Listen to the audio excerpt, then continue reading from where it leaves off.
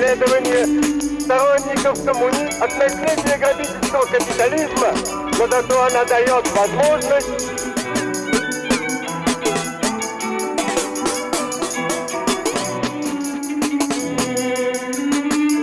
почему советская власть, каковы бы ни были преследования сторонников коммунизма от наследия грабительского капитализма, но зато она дает возможность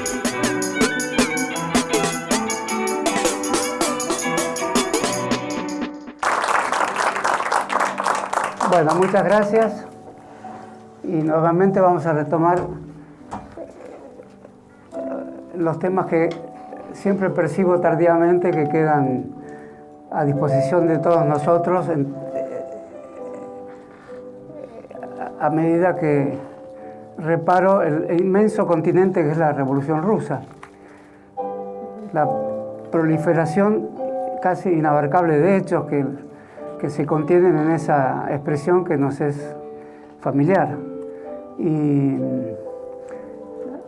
voy a comenzar recordando una escena que leí en la historia de León Trotsky, historia de la Revolución Rusa, que se conecta muy especialmente con el especial interés que tiene ese escrito de Trotsky y casi todos los escritos de Trotsky, de la relación de las armas con las letras o el teatro. No es fácil decir si a Trotsky le interesaba más la literatura que el teatro, pero lo cierto es que hay una página donde retrata el avance del Ejército Rojo contra el Ejército Blanco. No deja de ser interesante observar estas dos colorísticas para los ejércitos. Evidentemente el Ejército Blanco surge después del Ejército Rojo. ¿Qué color se contrapondría a la vivacidad del rojo? Podría ser el negro, pero llamarse Ejército Negro, que por otro lado una parte del ejército del zar eran las centurias negras también, pero eso anuncia muerte. ¿Para qué si estamos en la guerra? Además, subrayar tanto que estamos también dentro de las categorías de la muerte. Entonces, Ejército Blanco. Un muy reconocible general Wrangel de aquellos años es quien lo dirige y quien finalmente saldrá derrotado de esa guerra de 2 años, que es una guerra muy sangrienta, que sobreviene inmediatamente después de los episodios de la toma de San Petersburgo y de Moscú. Lo cierto es que Trotsky ve desfilar frente a la primera columna de una de las avanzadas del Ejército Rojo a un grupo teatral. Esa es la escena a la cual me quiero referir. Y la observación de Trotsky se refiere al interés de los actores de teatro de la época por participar en acciones bélicas y no va mucho más allá de eso.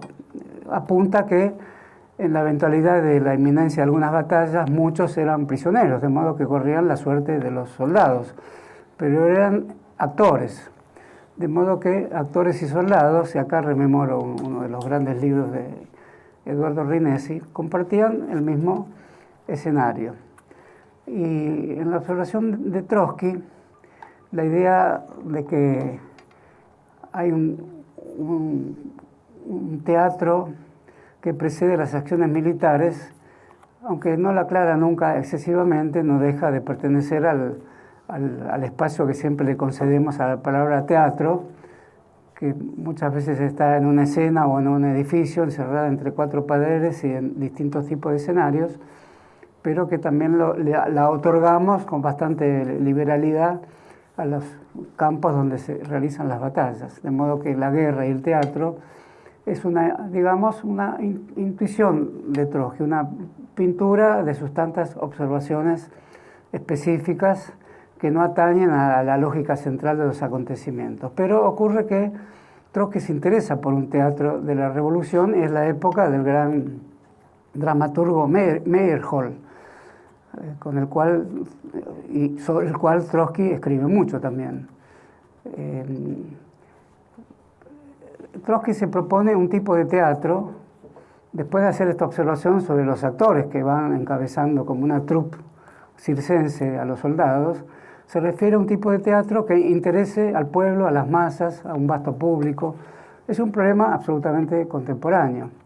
Y en ese momento, en el teatro Bolshoi, en ese momento me refiero a esos años de la Revolución, esto es una especulación de Trotsky del año 23, o sea, 7 años después de la Revolución, y en la inminencia de su exilio, digamos. Va a haber muchas obras de teatro, y entre las que ve El Inspector de Gogol. Ya recomendé, iba a decir, como si fuera un recomendador de obras de teatro. La vez pasada hablamos del Capote de Gogol, y El Inspector es otra de sus famosas obras, lo que habitualmente se llama una comedia de enredos. El inspector es un inspector que va de la ciudad a una aldea, a un pueblito, a inspeccionar escuelas. Y descubre la mascarada que era la enseñanza o la educación. Estamos hablando de mitad del siglo XIX, ¿no? Es una obra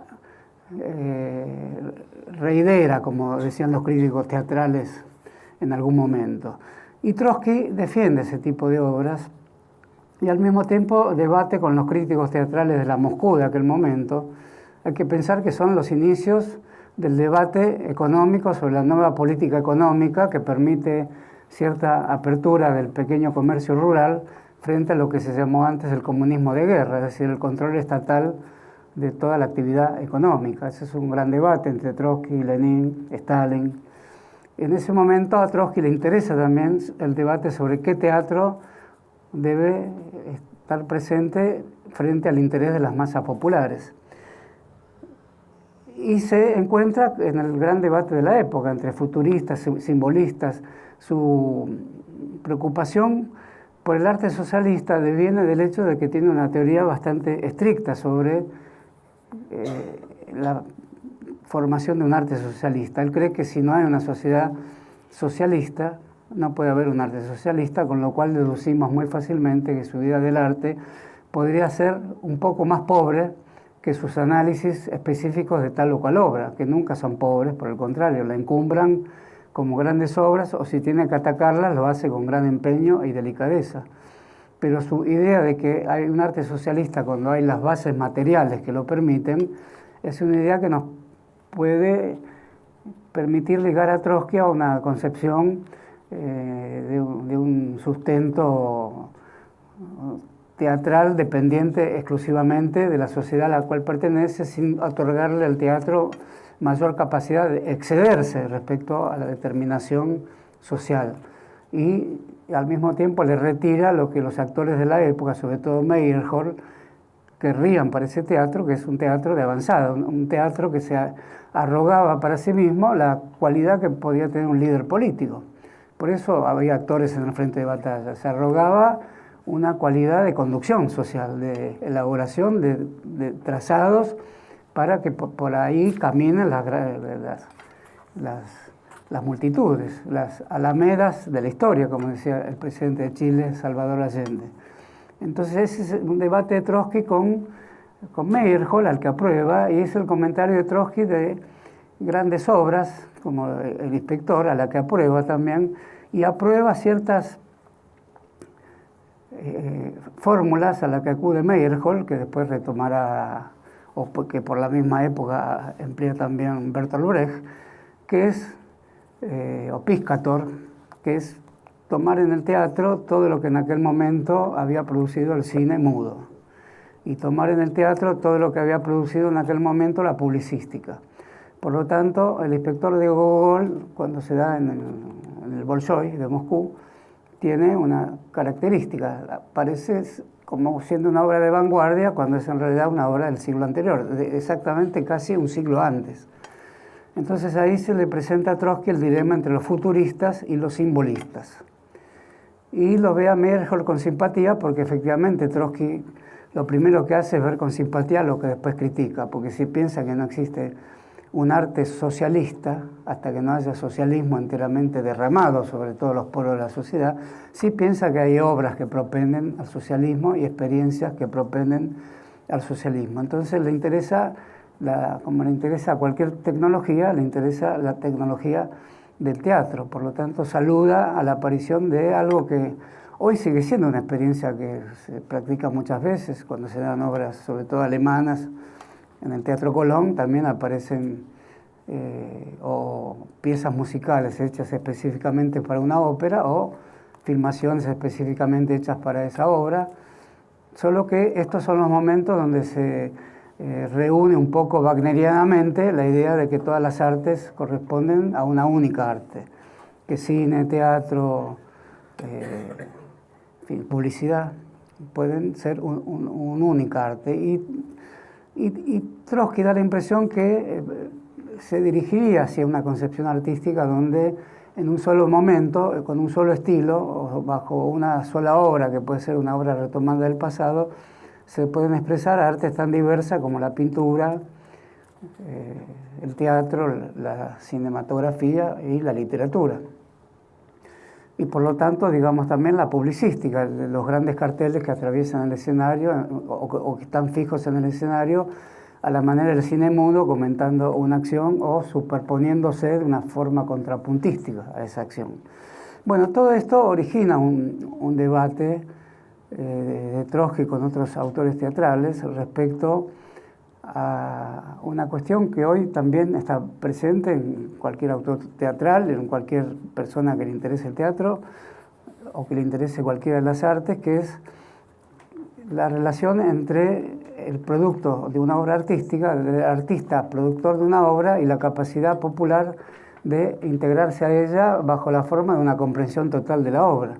Bueno, si esto pudiera ser, es lo que quiere Trotsky. Trotsky no quisiera que haya un teatro, e incluye en eso el teatro de vanguardia, que no pueda ser comprendido, que no pueda ser aceptado, que no agregue algo a la movilización política, que no agregue algo a la construcción del socialismo. Por eso puede no ser arte socialista, pero tiene que ser un arte que tenga esa tensión de pensarse hacia un futuro socialista y tener en cuenta las posibilidades del presente. Curiosamente, aunque Trotsky es tan refinado cuando escribe, emplea la palabra presentismo, que entre nosotros quiere decir algo muy diferente y hasta a veces odioso, pero lo emplea para contraponerlo a futurismo. El futurismo lo deja con un tilde de desasosiego, digamos. Y el simbolismo más, por eso su discusión es con el futurismo. El futurismo lo que hace es tomar algo que a Trotsky le interesa mucho, que es la mecánica, la técnica, y es el caso de Meyerhold, que denomina biomecánica a su teatro. La biomecánica es una palabra que creo que la inventa Meyerhold, como después, muchos años después, Michel Foucault inventó la biopolítica. Eso quería decir, la biopolítica es más comprensible, hacer política bajo las condiciones de la existencia y hacer entrar las condiciones de la existencia en una decisión política que ya no se tratará sobre la vida del Estado, sino sobre lo que llamaríamos el existenciario, que reúne a las personas entre sí por las múltiples razones que sean. Pero la biomecánica es una categoría artística, es decir, es el teatro fusionado con la vida. Y aquí ingresa un tema que muchos años después, quizás muchas décadas después, pasó a formar parte del bagaje de lo que comenzó a llamarse posmodernismo en los años 60 del siglo pasado. Entonces, en la Rusia revolucionaria se incubaban toda clase de experiencias que no fueron distintas muchas décadas después, aunque fueron cambiando de nombre.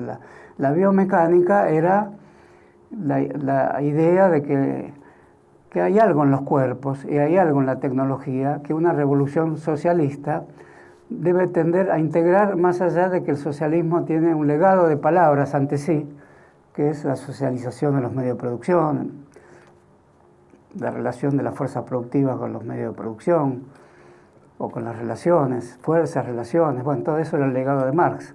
El socialismo en los directores de teatro y en los directores de cine, tanto en Meyerhold como en Eisenstein, debía ser una clase de socialismo que fusionara más cosas que las fuerzas materiales, productivas y las relaciones sociales de producción.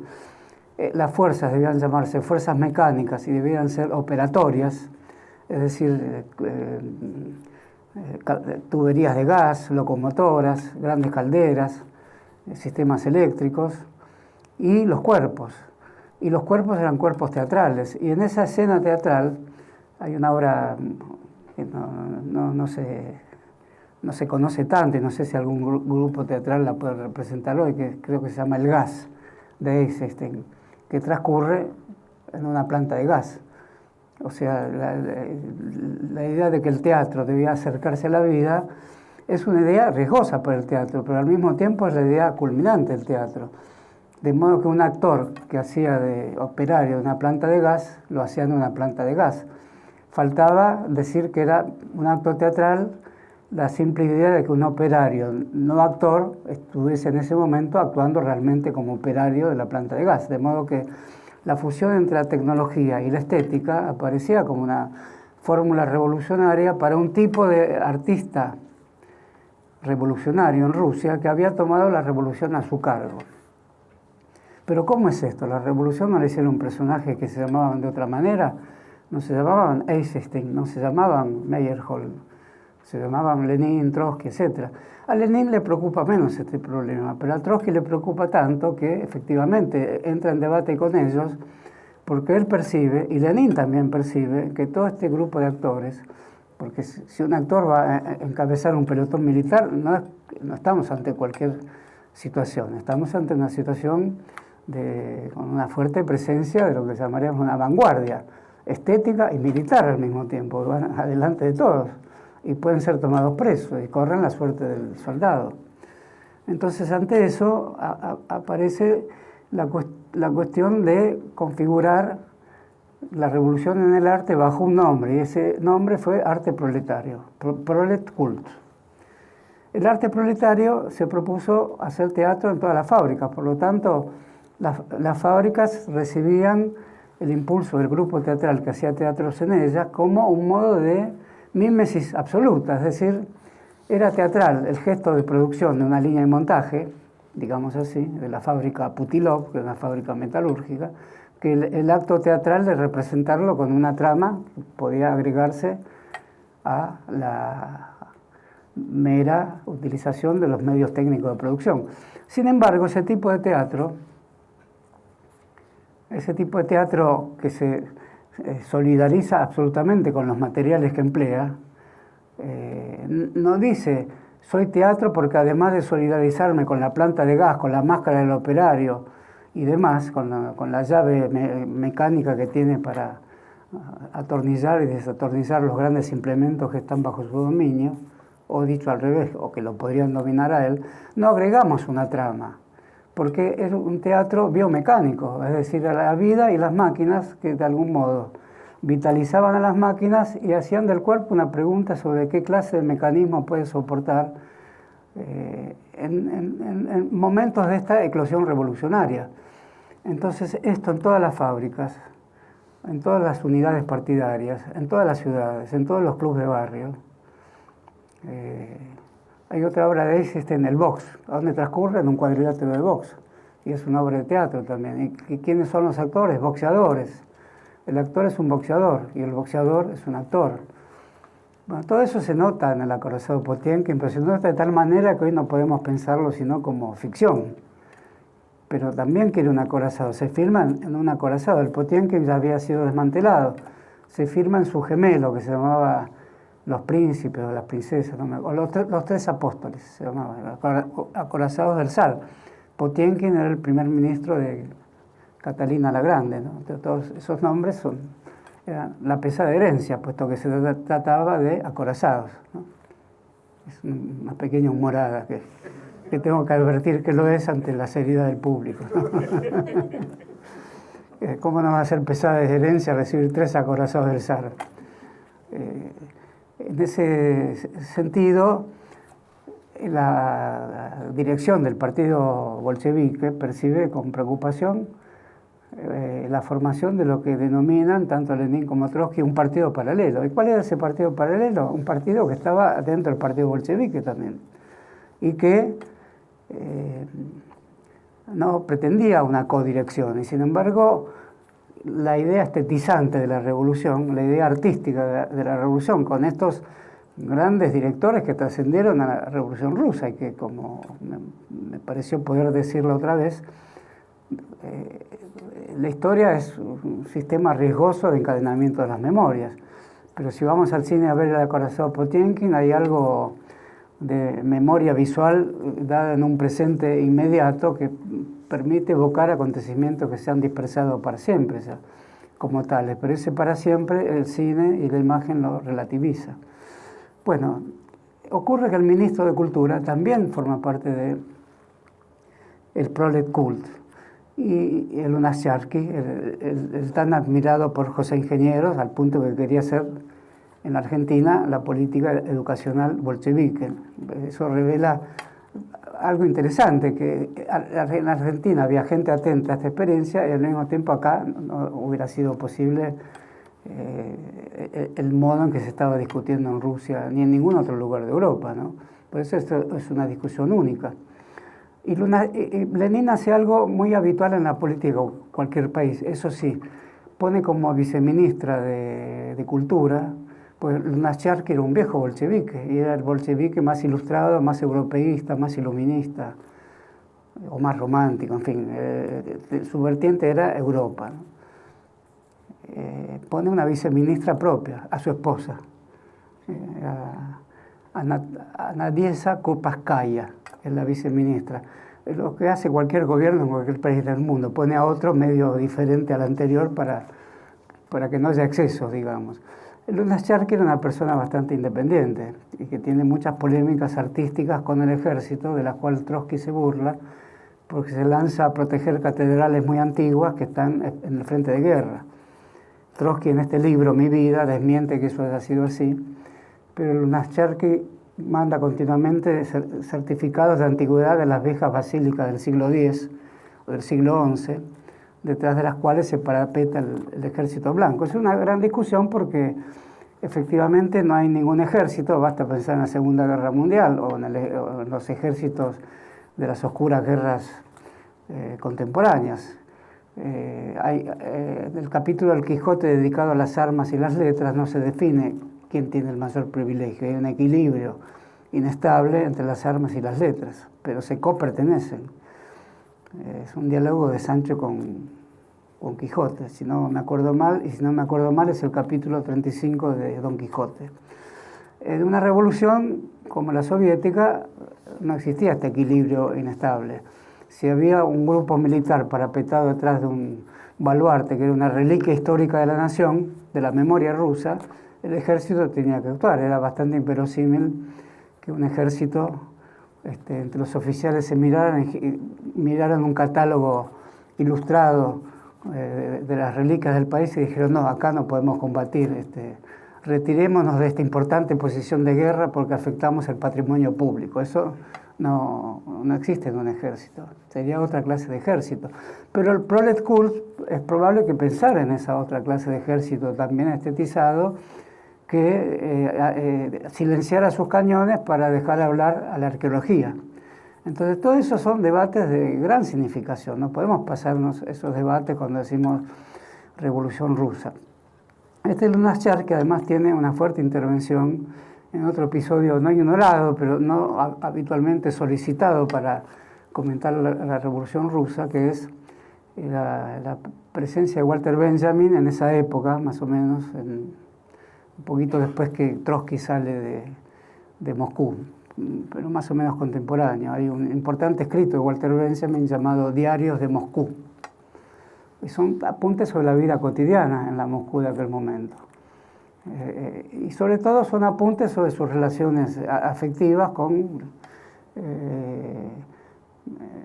para decirlo muy ligeramente, con varias de sus novias en Moscú. Ese es el propósito además de su viaje, pero Benjamin nunca tiene un único propósito, aunque ese parece ser el dominante en los diarios.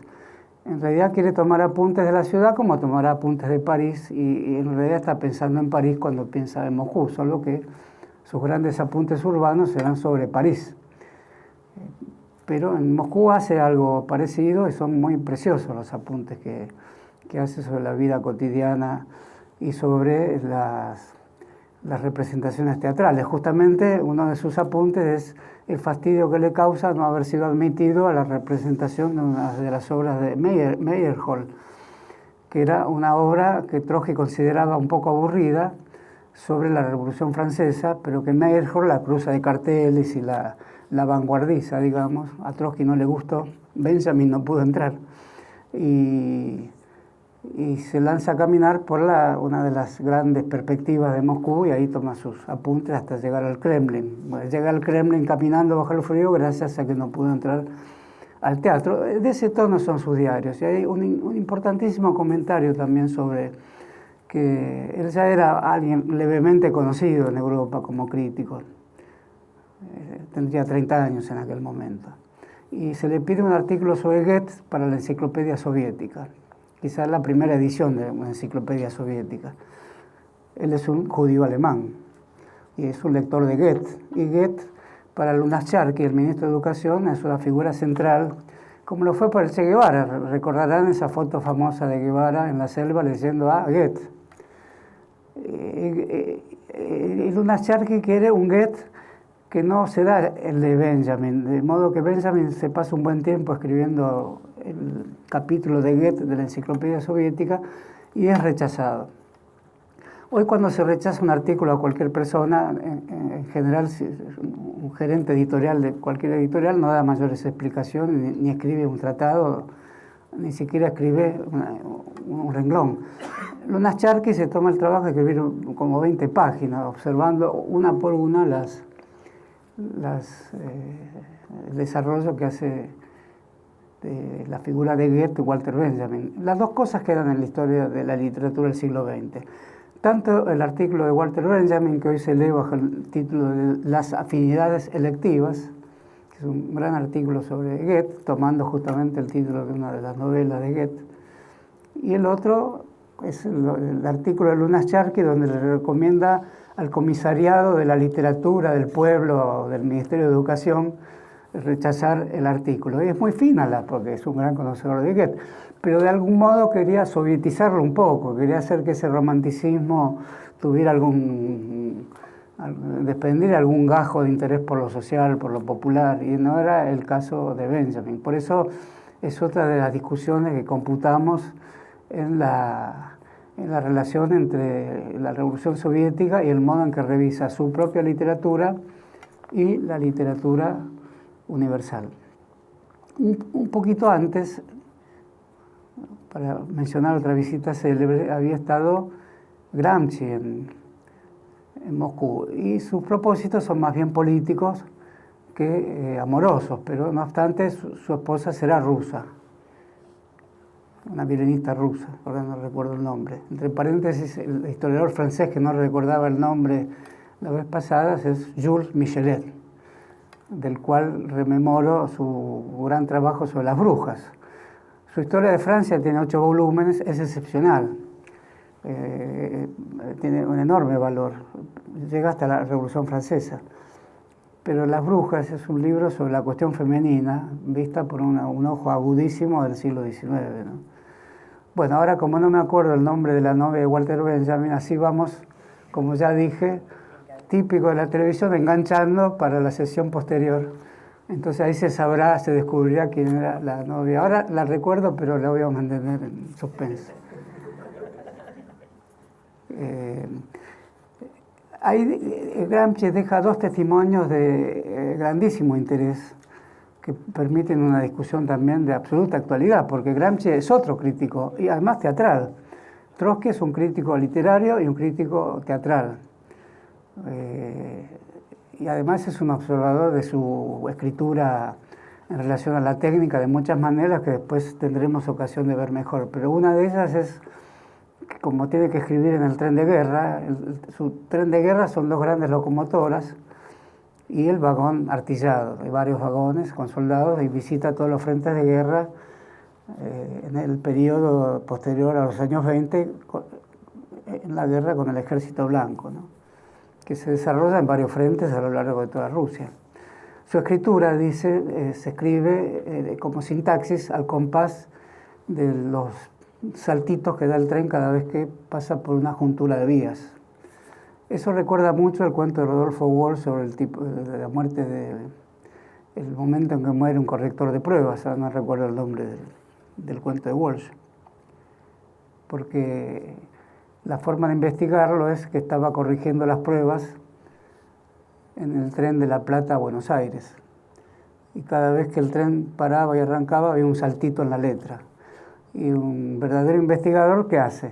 Toma el horario del tren, a la hora que entraba y salía de cada estación, y cuándo saltaba la letra, de modo que podía saber en qué momento del viaje había sufrido un atentado o algo así.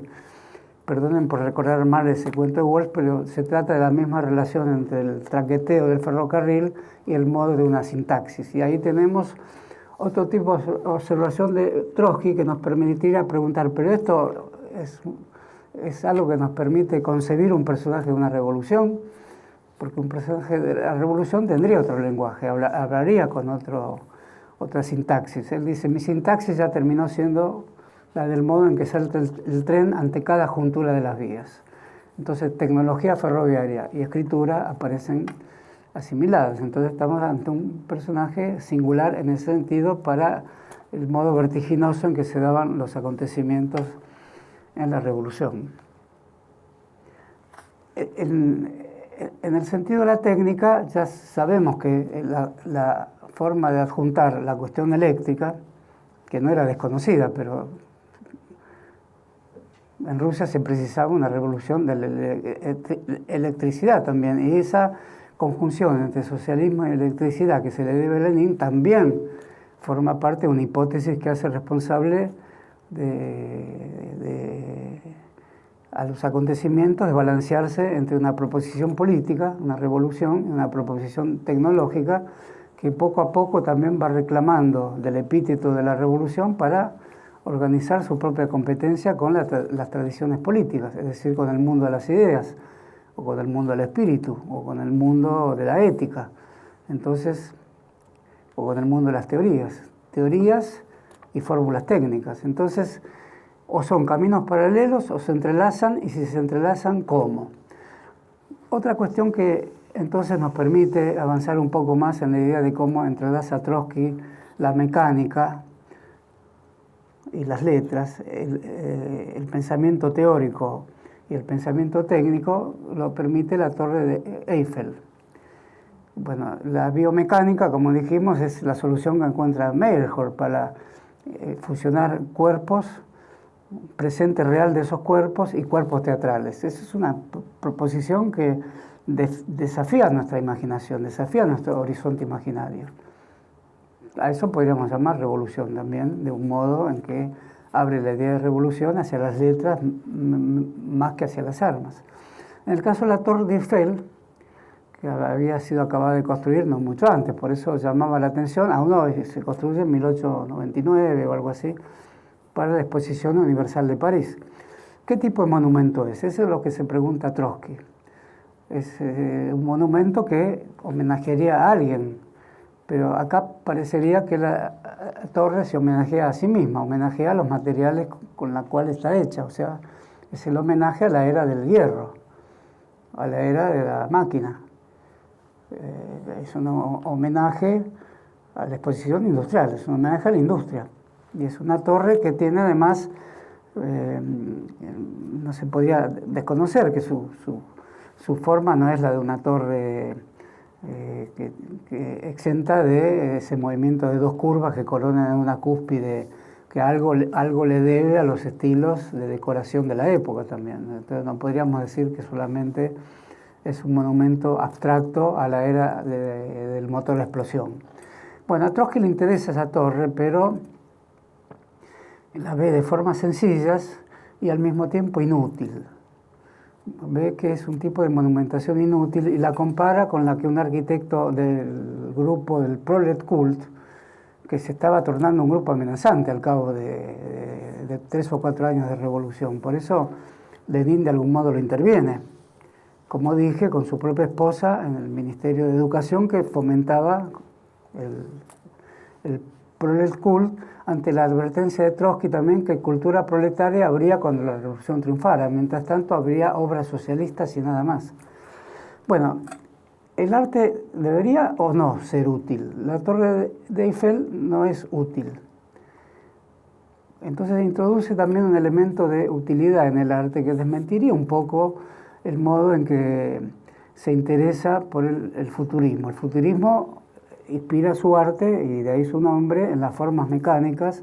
No llama biomecánica a su arte, pero el futurismo, tanto en Italia, que se liga más al fascismo, como en Rusia, que se liga al sovietismo, es una idea de que en la máquina hay componentes artísticos, y lo que llamamos arte son componentes artísticos que subyacen en la máquina, pero que deben ser extraídos de ella bajo la forma de una alegoría que sugiera también la máquina. Y a partir de ahí se pueden escribir grandes poemas, o se pueden hacer grandes cuadros, o se pueden hacer óperas o obras de teatro. El futurismo es un homenaje a la velocidad. Cuando Gramsci va a Italia, tiene una pequeña correspondencia con Trotsky, porque Trotsky está preocupado por el futurismo. Él concede al futurismo y al mismo tiempo se siente preparado para refutarlo cada vez que sea necesario. Pero comparte con el futurismo la idea que la revolución soviética es una ética revolucionaria, es un tipo de hombre nuevo lo llama, y un tipo de máquina. Entonces esas dos cosas lo solicitan permanentemente. Y le pregunta a Gramsci en una carta que se ha perdido, evidentemente porque se publica la respuesta de Gramsci, sabiendo que es un joven dirigente del recién fundado Partido Comunista Italiano, en la ciudad de Livorno, en 1919, más o menos en la misma época en que se funda el Partido Comunista Argentino. Él es uno de los tantos fundadores, no es el fundador. Como es un especialista en Pirandello y en el futurismo italiano, Trotsky le pregunta qué opina del futurismo o del futurismo italiano. Y la respuesta de Gramsci es de gran interés, porque Gramsci tiende a condenarlo, porque el futurismo italiano es el fascismo. Los maestros futuristas italianos son, uno de los cuales, el más conocido, es un poeta, Marinetti, pero hay muchísimos pintores. De tanto en tanto, en el Pompidou de París se hacen grandes exposiciones del futurismo italiano, que es el arte no solo de la velocidad, sino del cuerpo del soldado, de la maquinaria de guerra, de los sonidos vertiginosos. La respuesta de Gramsci tiene mucho interés porque dice, hay en Italia un grupo futurista como en Rusia, solo que está vinculado a Marinetti. Y Marinetti es el poeta del fascismo, digamos, con distintos problemas con Mussolini y finalmente romperá con Mussolini. En ese momento todavía Mussolini no había entrado a Italia, a Roma, cuando se produce esta correspondencia desde el año 23, pero 2 meses antes de la entrada de Mussolini en Roma. Entonces el mundo contemporáneo es un vastísimo espectáculo de 2 ramas de la modernidad. La revolución bolchevique con su futurismo y el fascismo que toma Roma con su futurismo. Entonces podemos sacar muchas conclusiones de acá. Y los ecos que se desarrollan de todas estas 2 grandes convulsiones, una respondiéndole a la otra, pero ambas tomándose elementos mutuamente, sin duda más la fascista de la bolchevique que viceversa.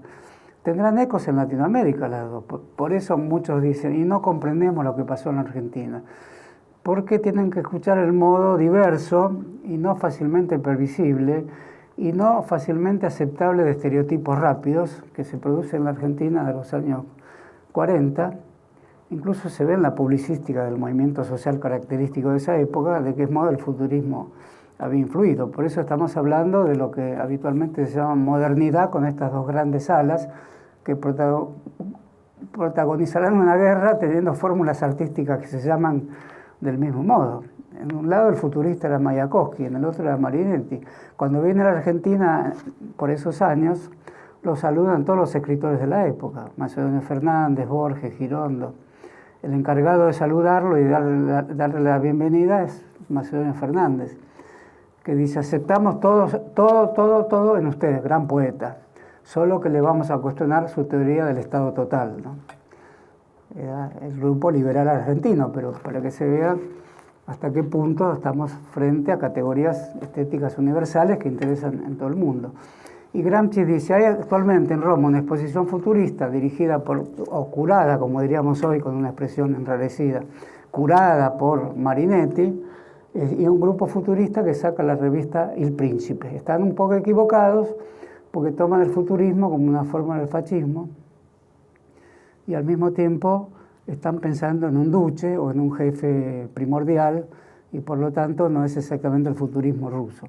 Lo cierto es que en esa carta Gramsci, que hasta el momento no había tocado el tema del príncipe, esboza su futura obra, en su carta a Trotsky. Y eso me parece de gran interés también. Lo que condenará como al príncipe en aquel momento, después lo reelaborará al servicio de otra tradición, que sería la tradición que le llamará la tradición de la filosofía de la praxis, que se superpone o justapone con el marxismo de Gramsci, que no es exactamente lo que llamamos marxismo en un sentido lato. Pero habrá otra gran intervención de Gramsci, un poco anterior sobre la Revolución Rusa, porque así como nos interesa lo que dice Ingeniero de la Revolución Rusa, y también lo que dijo Borges, un poquito, lanzó 2 o 3 párrafos, después los retiró, pero lo llamó ni más ni menos como Salmos Rojos, el joven Borges. Ingenieros está más convencido, cree que había una barbarie en Europa y que la Revolución Soviética es una revolución de las fuerzas morales. Tema que después tomará Guevara. Si uno se pregunta dónde toma Guevara la idea de los estímulos morales, no sería extraño que en una familia de la izquierda argentina de los años 30, donde se crió un joven llamado Ernesto Guevara, se leyera Ingenieros a su discípulo Aníbal Ponce, que además era un fanático de Goethe, era el que decía que el mundo contemporáneo va a tener 2 grandes herencias, la de Goethe y la de Marx. No estaría nada mal. La foto del Che en la selva, ya que sabemos que toma algo del marxismo, algo, mucho, demasiado, menos de lo que suponemos, más de lo que imaginamos, lo que sea. Pero la foto es como un libro de Goethe. Entonces es probable que lo haya leído en Aníbal Ponce también. Entonces toda esa tradición romántico-marxista está presente bajo el concepto de fuerzas morales en la Argentina, que creo que es muy probable que la relación entre el estímulo moral y el estímulo material del Che, que no es una gran teoría, pero es una gran definición para un momento de la práctica en la Revolución Cubana en aquel momento, haya sido tomado de esas vagas lecturas de la izquierda argentina de los años 30. En el caso de Gramsci va mucho más allá cuando observa la Revolución Rusa. Gramsci es como un voluntarista, no diría que es un romántico, es un amante de la idea de la voluntad en la historia, es decir, de la idea de praxis entendida como voluntad. La idea de praxis es entre una ética y una forma de la voluntad, y lleva necesariamente una práctica que contiene a sí misma su propia explicación. Por eso no es cualquier marxismo el de Gramsci. Y lo que dice es que la Revolución Soviética se hizo contra el capital. Eso estaría bien si fuera contra el capitalismo, pero entramos en una zona de polémica interesante cuando interpretamos que Gramsci se está refiriendo al libro El Capital. ¿Por qué se habría hecho en contra del libro llamado El Capital, escrito por un señor llamado Carlos Marx? Porque Gramsci pertenece a una herencia donde la idea de mito, la idea de simbolismo, ese entrechoque entre simbolismo y futurismo que a Trotsky lo incomoda, porque el simbolismo para Trotsky es pedirle auxilio a los dioses para hacer obras, una revolución o una obra de arte. O sea, Trotsky descarta el simbolismo. Gramsci creo que también, pero en Gramsci el futurismo se lo ha visto con mayor simpatía, el voluntarismo también, la idea de la acción humana definitoria también, la no espera del momento en que se da la orden de partida de algo importante, pero lo dan las fuerzas productivas. Eso en Gramsci no existe exactamente así, como existiría en un marxismo que espera la madurez de fuerzas de la naturaleza o de fuerzas mecánicas o de fuerzas materiales. No, en Gramsci existe lo que muchos años después o antes, con la idea que parece trivial de acontecimiento, que es la idea griega de accidente, digamos, un accidente en la historia, un acontecimiento, un evento inusual, inesperado, producto de la voluntad de los hombres, interrumpe o irrumpe, genera lo que a veces se llama una anomalía, porque es lo inesperado, y entonces se quiebra la historia lineal, la historia de las fuerzas productivas, y aparece el tiempo desnudo, ¿no? El tiempo que se acumula lentamente y perezosamente, capítulo tras capítulo, hasta que permite que los hombres hagan algo porque su voluntad ya no cuenta, no. Acá es la voluntad lo que cuenta, Y Gramsci saluda la voluntad de los jefes revolucionarios que no leían el Capital para esperar hacer las cosas, es decir, festeja la ausencia de intervención del Capital en la definición de los acontecimientos. Pone el acontecimiento material de la revolución por encima del acontecimiento de lectura del Capital. Así como habíamos visto que un teórico de la derecha como Carl Schmitt ponía la lectura de Clausewitz por parte de Lenin, o la lectura de Hegel y Clausewitz por parte de Lenin como un acontecimiento fundamental. Ahí el acontecimiento era la lectura para Carl Schmitt, que es de derecha, por decir rápidamente algo, porque nada se agota en esta pobre definición. Y Gramsci, que también con esta misma pobre definición es de izquierda, desplazaba la idea del libro y ponía la idea de acontecimiento por la vía de la voluntad. Por eso escribe, siendo muy joven, un artículo del cual nunca se desdijo, la revolución contra el capital, es decir, la revolución en contra de un libro, en contra del libro de Marx. Bueno, todos esos acontecimientos, si hurgáramos por estas vías que no son desconocidas ni inéditas, pero son posibilidades de ver este gran acontecimiento como aún vivo ante nosotros, es decir, como tal acontecimiento, que no tiene un antes, un después y una conclusión y un desmoronamiento que permite hoy colocarlo en las gavetas de la entomología, es decir, del cazador de mariposas que pincha una a una en una tabla para estudiarlas con un microscopio. No, evidentemente son hechos vivos. Y así lo consideraba Gramsci, y una vez ocurrido también podemos considerarlo, no hay nada que lo impida, como hechos vivos en el relato también, puesto que en gran medida los contuvieron y los promovieron. Volviendo a la Torre Eiffel, lo interesante de Trotsky con la idea de que una obra de arte tiene que ser una obra de arte con utilidad, ocurre que hay una radio en la Torre de Eiffel, porque en ese momento coincide con lo que va a ser ya la plenitud de la radio. La radio nace a principios del siglo XX, para los años 20 ya tenemos grandes transmisiones de país a país. Por ejemplo, la muy famosa en la Argentina, transmisión de Firpo y Dempsey por la radio a galena, había que ponérselos. Entonces, en Trotsky hay una historia de la revolución junto a una historia de la técnica, que será la misma cara Benjamin, solo que de una forma más refinada, incluyendo la foto, el daguerrotipo, vinculados al socialismo, el cine también al socialismo, pero de otra manera, la litografía vinculada a sistemas feudales, en fin, y así toda forma de reproducción técnica vinculada a un momento político. Bueno, en el caso de que hay una radio en la Torre de Eiffel, a Trotsky ya le interesa más, porque es propaganda, y la propaganda es un arte político, pero no es la propaganda del chicle Adams, que sin embargo habría que considerar hoy qué pensaría Trotsky de un tipo de propaganda comercial de esa índole. En principio es la propaganda política, es decir, lo que se propaga como voz política, con corresponsales obreros, con consignas, es decir, con todo un aparato semiológico. Y la radio aparece como la tecnología de ese aparato de signos revolucionarios. Y él es el encargado de poner una radio en Moscú. Por eso, después de la firma del Tratado de Brest-Litov, que se firma en el 19, en las inmediaciones de la posrevolución, que era, como dije, indispensable firmar ese tratado, era la paz con Alemania. Trotsky está encargado de explicar por una radio situada en Moscú, la radio rusa, todas las operaciones diplomáticas de la Rusia soviética y de ganar al proletariado europeo, como dice Trotsky, para la causa de la revolución por transmisiones de radio. Pero ocurre que interfiere la onda de la radio de París, por lo tanto, más que hablar con Alemania, habla con París por la radio. Es decir, se produce un debate entre Radio France y la radio bolchevique.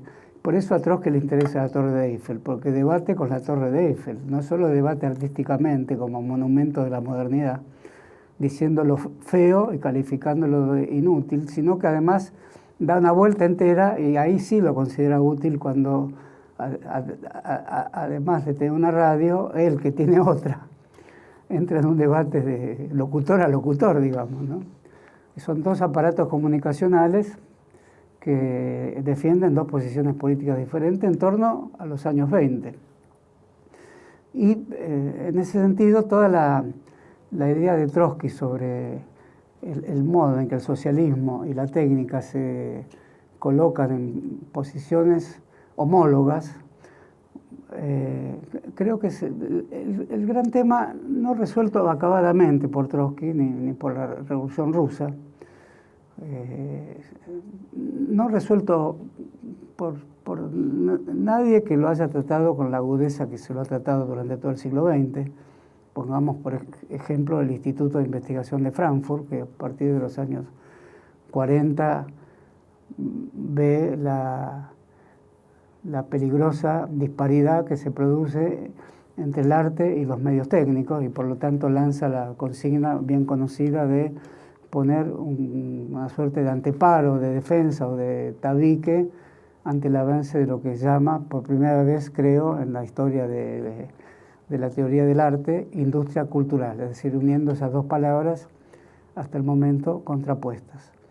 En Trotsky no habría tanto problema para dejar unidas esas dos palabras porque considera que hay belleza en el arte siempre que haya utilidad. Y un gran contemporáneo de Trotsky en ese momento, que es un pensador muy relevante, que hoy se lee en todo el mundo, consecuencias de olvido y vueltas de lectura y demás, que es Simmel, que es de los años 20 también, o principio del siglo XIX, principio del siglo XX y muere hacia el principio de la década del 20.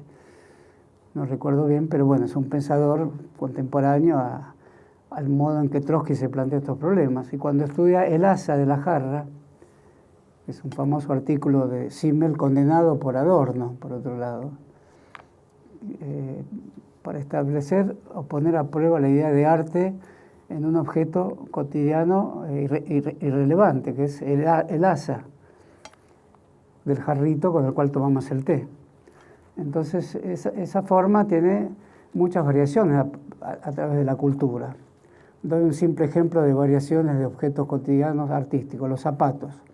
Flaubert tiene una larga carta a su amiga, compañera y amante, en ese orden, o invertido, no sé, llamada Louise Colette, eso me lo acuerdo bien. Y es una carta hermosa sobre cómo varía la civilización a través del tipo de zapatos. Entonces, es una historia que uno dice, conocida, Roland Barthes, etc. La civilización depende de la moda, no al revés. Hay civilización porque hay un aparato de la moda anterior, el diseño de la moda, que pasa por la culinaria, la indumentaria y los utensilios cotidianos. En el caso de los zapatos, Flaubert enumera como 30 zapatos, y ahora lamento no recordarlo bien, pero cada uno corresponde a un tipo de civilización. Por ejemplo, el árabe, muy claramente, el zapato que tiene el firuletito en la punta. Nuestros zapatos no tienen más eso. Habría que ver qué tipo de civilización argentina tenemos, pero fatalmente vamos a decir que viendo los zapatos de todos nosotros, el mío tan gastado, la civilización argentina desprolija, digamos. Se rompe el cordón y no lo cambio, pero veo una civilización Nike por ahí, una civilización Adidas. ¿Qué será de la Argentina ante todos estos momentos civilizatorios del zapato, la zapatilla? Pero lo cierto es que Flaubert se animó a hacer muy delicadamente una historia de la civilización a través de las formas del zapato. Y en Simmel hay una historia de la civilización a través de las innumerables, aún en nuestras casas tenemos distintas formas, aún no se ha perdido la idea de que tomar un vaso con una agarradera hecha de distintos materiales, de loza, de mármol o de metal o de bronce o de metal que sea. Simmel dice, ese es el hecho artístico, es la belleza posible y la utilidad posible. Y eso se fusiona, belleza y utilidad, y resuelve el problema de Trotsky muy fácilmente, con un jarrito para tomar el café a la mañana. Pero claro que todos los problemas de Trotsky no se pueden resolver con un desayuno, eso es más que evidente. Por eso todas estas cuestiones que trata Trotsky hay que ponerlas en relación a un Trotsky que, si alguien me preguntara de inmediato, bueno, pero este es el Trotsky que va al teatro, que se pasará horas en el teatro y desatiende los asuntos militares, que se pasa horas pensando en el futurismo o en el prolet cult, que como dije le preocupa mucho, al punto que lo intervienen. En algún momento intervienen lo que amenazaba al propio Partido Soviético. Ellos habían hecho el doble poder entre Smolny y el Palacio de Invierno y ahora tenían un doble poder dentro del propio partido bolchevique. Y además con el agregado que el representante, el máximo exponente del prolet cult es Botganov, que era un discípulo de Ernest Mach, con el cual Lenin había debatido una década antes en relación al tema del materialismo y del empiriocriticismo. Botganov era un discípulo de Mach. De ahí que la Revolución Rusa no es una sola cosa, no es algo que decimos partido bolchevique que toma el Palacio de Invierno. Hay discusiones específicas de la relación de Rusia con Occidente y con todo el arte occidental, y a la inversa, de un intento de generar lo que Trotsky llama el hombre nuevo a través de fórmulas artísticas y fórmulas políticas que coalicionadas darían el enigma de Trotsky, que no sé si puede resolver en el conjunto de su obra. Les voy a leer un pequeño párrafo de su utopía, que es una utopía extraña, es una utopía que se parece a las de Fourier, y él no es un socialista utópico, porque es una utopía habitacional. Él piensa mucho arquitectónicamente, Trotsky. Incluso lo de la Torre de Eiffel lo piensa en relación a un arquitecto soviético que edifica la sede del Comité Central del Partido Bolchevique. Y son un conjunto de pilares, no sé si lo describo bien, que sostienen una gran construcción circular, y esa construcción circular tiene un mecanismo poderosísimo que prácticamente es el edificio que la hace rotar. De modo que el Comité Central del Partido Bolchevique se debía reunir en una gran construcción. Esto va en paralelo al Teatro de Meyerhold y al Cine de Eisenstein. Esa construcción iba a rotar lentamente mientras los directivos del Partido Bolchevique, en medio de sus reuniones, se iban a ver en una situación un tanto etérea de ir circulando lentamente. Esa obra creo que no se construyó. Trotsky la critica, pero no dice de impedir que se construya, sino que le pide utilidad a ese arquitecto. Dice, ¿qué utilidad tendríamos que nos reunamos en un salón circulante? Bueno, la utilidad sería que Trotsky, que es el pragmatista en este caso, sin embargo, le inquieta que haya arte ahí, por lo tanto no se anima a decir, me quiero reunir como nos reuníamos en la clandestinidad, en una casa que no se mueva, iba a ser de vidrio, entonces iban a estar todos los comandos del Partido Bolchevique reunidos en una casa no rodante, sino circulante. No lo condena, pero le parece que las ruedas cremalleras que iban a mover el edificio eran también tipo Torre de Eiffel, no se sabía para qué servían. Y si era para hacer circular al Comité Central, le parecía una ironía, que era mejor dejar la cosa quieta, pero discute largamente con ese tipo de cuestiones que nos dan una visión de la Revolución Soviética, no en primer lugar, pero sí en un lugar destacado, como una revolución en torno a las artes, en torno a las letras y al balance de la literatura rusa anterior, que es la literatura de la Gran Rusia. Una literatura de índole campesina y telúrica que es con la que discute Trotsky, haciendo esta acción que ya comentamos.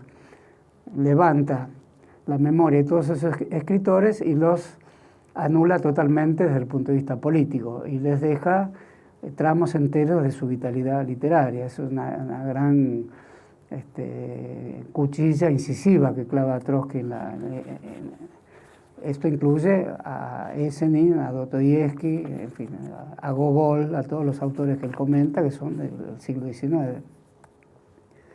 La utopía dice lo siguiente.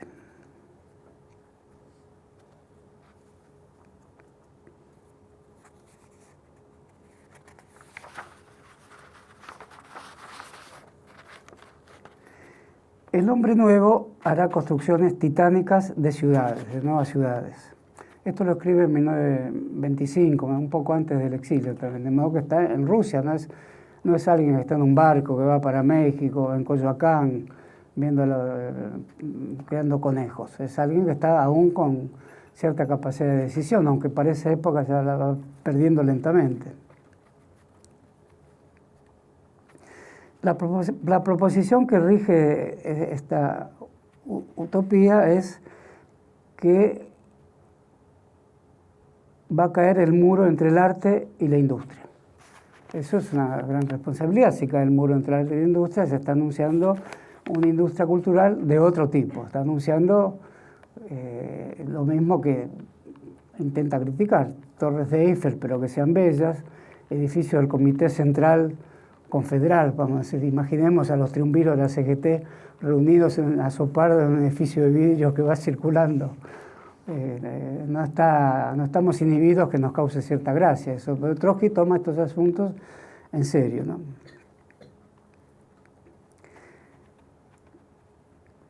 Pone el ejemplo del portaplumas. El arte no adornará portaplumas, no le pondrá un elefante o una torre de Eiffel. Hay portaplumas o capuchones, digamos, que están muy adornados. El arte no es un adorno. Pone el ejemplo de la torre de Eiffel, o sea, un símil de la torre de Eiffel como capuchón de una lapicera. Eso no es el arte. El arte ayudará a la teoría a encontrar en el portaplumas, o en el portaplumas, su forma ideal. El arte ayudará a la teoría a encontrar en el portaplumas la forma ideal. Eso es la industria cultural. El arte entonces ayudará a encontrar la forma ideal de un portaplumas y será útil y bello al mismo tiempo el capuchón de una lapicera. Bueno, este hombre que dirigía el ejército se dedicaba a estas cosas. Esto no se repitió nunca más, me parece. La vida militar y la vida teatral, lo que diríamos el teatrum mundi de la lucha armada, ¿no? O una lucha militar en medio de un teatro, porque Gramsci hizo muchas metáforas en relación a la guerra y a la teoría política, pero cuando trata de la literatura la aleja más que Trotsky de la idea de que arte e industria tienen que en algún momento conjugarse. Y su utopía del hombre nuevo, una vez que construya estas nuevas ciudades, permitirá cambiar el curso de los ríos. Creo que Fourier se refiere también a la posibilidad del ser humano, del hombre nuevo, de alterar la naturaleza. Eso es tener mucha confianza. Y lo está planteando la relación naturaleza-trabajo del mismo modo de la tradición marxista, que la naturaleza está viva y de ella se consuma a través del trabajo la hominización, por decirlo así. Pero Trotsky va mucho más allá, convierte al hombre en un hombre natural, en una naturaleza tan viva que puede hacerse algo que uno podría considerar inútil también, cambiar el curso de los ríos. Bueno, de hecho se hace con fuerte agresividad hacia la naturaleza. Se hacen de los ríos canales que sirvan a un modo de civilización urbana que efectivamente tiene poco de artístico, digamos. Esto se hace hoy con cierta facilidad y no forma parte de una utopía socialista. Pero después dice más sobre los océanos. Creará reglas para los océanos. Eso es un poco más difícil. Por eso dije que se parece a Fourier, el gran utopista francés del siglo XIX, del cual se burlaba Sarmiento, porque dice cosas parecidas como esta. El utopismo llega a transformar la naturaleza al servicio del hombre y hacer construcciones colectivas.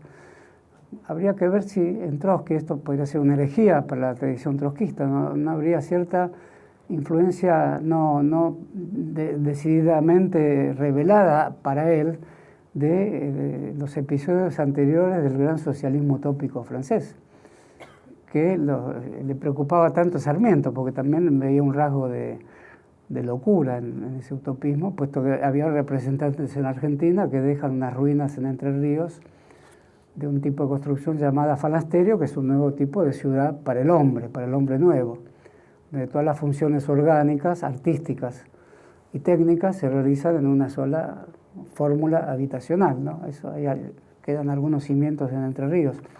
Y Sarmiento conocía al discípulo de Fourier, que trabajaba en la Argentina,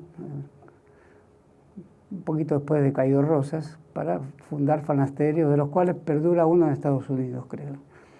O sea que tampoco podemos desligar a Trotsky de la fluencia de este tipo de razonamiento, siempre paralelo al marxismo, y que el marxismo de los inicios, de los orígenes, criticó adecuadamente, o si lo prefieren, de un modo que pudo haber sido revisado muchas veces después, al utopismo que le fue contemporáneo, el de Fourier, el de Saint-Simon, el de Comte, y el de muchos otros que hoy no retengo la memoria, pero que fue un movimiento mucho más amplio que el del marxismo de la época, que presuponía para Marx saltear las etapas de la historia y por lo tanto resolver el problema social de una manera inadecuada, es decir, utópica. La palabra para Marx era de por sí condenatoria, es decir, no seguir los pasos del desarrollo productivo de una sociedad para iniciar los cambios que estén maduros para eso. En el caso de Trotsky, el utopismo viene al final, no es una utopía que construye una sociedad nueva, sino una sociedad nueva que marcharía hacia un momento utópico. Ese momento utópico es el momento de fusión estricta entre el arte y la industria. Cae el muro, dice Trotsky, entre el arte y la industria.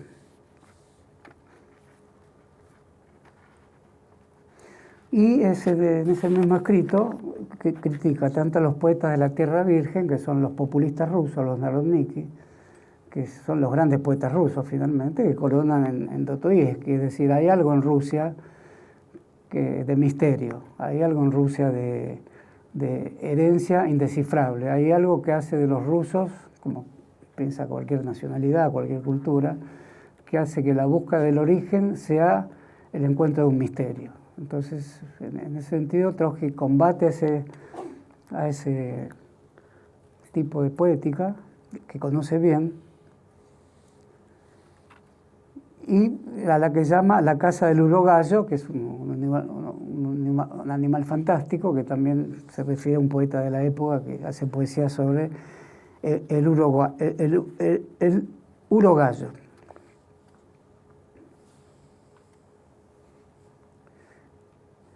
Y con Mayakovsky discute una cuestión concreta. ¿Debe o no el poeta dedicarse a las grúas elevadoras? Bueno, hoy la grúa tiene una función que todos conocemos. Y cuando vemos una gran grúa que construye un edificio, es bastante asombroso que haya esas grúas. En aquella época cumplían funciones parecidas y eran de menor estatura las grúas, ¿no? Hoy las grandes grúas de las ciudades son la ciudad misma. No hay ninguna gran ciudad del mundo que no tenga grúas de cientos y cientos de metros.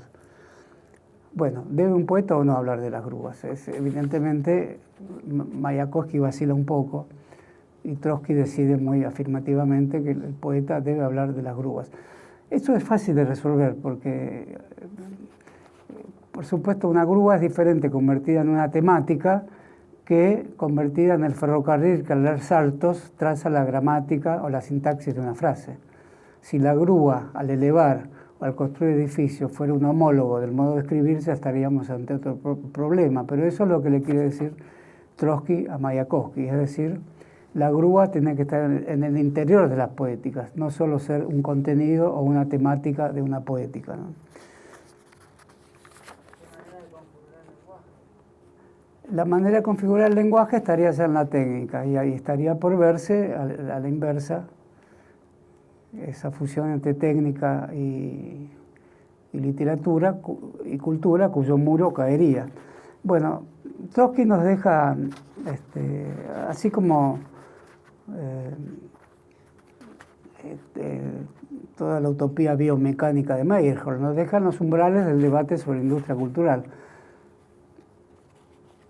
Pero antes les leo cómo termina esta utopía de Trotsky, que como les digo es un poco anterior a su salida de Rusia. Este hombre nuevo querrá dominar en su propio organismo los procesos semiconscientes y luego también los inconscientes. Por supuesto que él se rozó con Freud, leyó a mi juicio más a Jung que a Freud. Cuando cruza por Viena obtiene todo un contacto con todo este mundo nuevo. Trotsky es el europeísta de la revolución. Y Lenin es el eslavista de la revolución. Es como dijo el propio Gramsci, el tipo nacional de la revolución es Lenin, el cosmopolita es Trotsky, ¿no? Como ven, estamos hablando más de Trotsky que de Lenin, pero es la forma de acercarnos más a la Revolución Rusa vía Trotsky, porque evidentemente todos los temas que hoy tratamos en las universidades nuestras, en nuestros propios dilemas políticos, tienen mucho que ver con los temas que trató Trotsky, resolvidos de esa o de cualquier otra manera que se nos ocurra, pues son grandes debates abiertos. Bueno, ¿es posible este hombre que domine totalmente su inconsciente desde el punto de vista psicoanalítico? No, pero si hubiera un fin del psicoanálisis sería el hombre que domine su, como dice Trotsky, su semiconsciente y luego también su inconsciente. Yo diría que lo más lindo del inconsciente es que no sea dominado. Si el inconsciente opinara en esta cuestión, diría, no, por favor, no te metas a hacer algo que no podés. Vos no sos nada sin mí. Yo soy tu ello, entonces, o no sé qué, dame el nombre que quieras. O no me des nombre porque no tengo nombre, pero soy vos. Entonces, soy tuyo sin que lo sepas, entonces nunca me podrás dominar. Trotsky tiene en su utopía el dominio del inconsciente. Y también el petrificado Homo sapiens de la civilización capitalista se transformará radicalmente y se convertirá en objeto de complejísimos métodos de selección artificial y enteramente psicológicos o psicofísicos.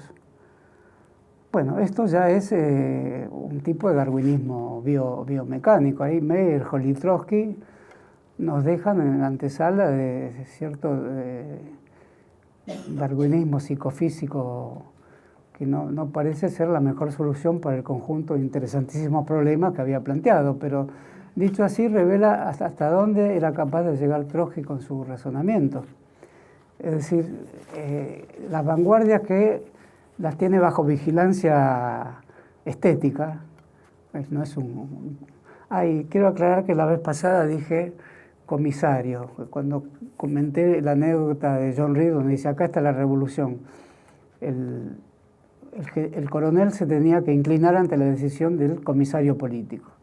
Dije esa expresión que tiene mala fama, era una expresión que surge con la Revolución de Octubre.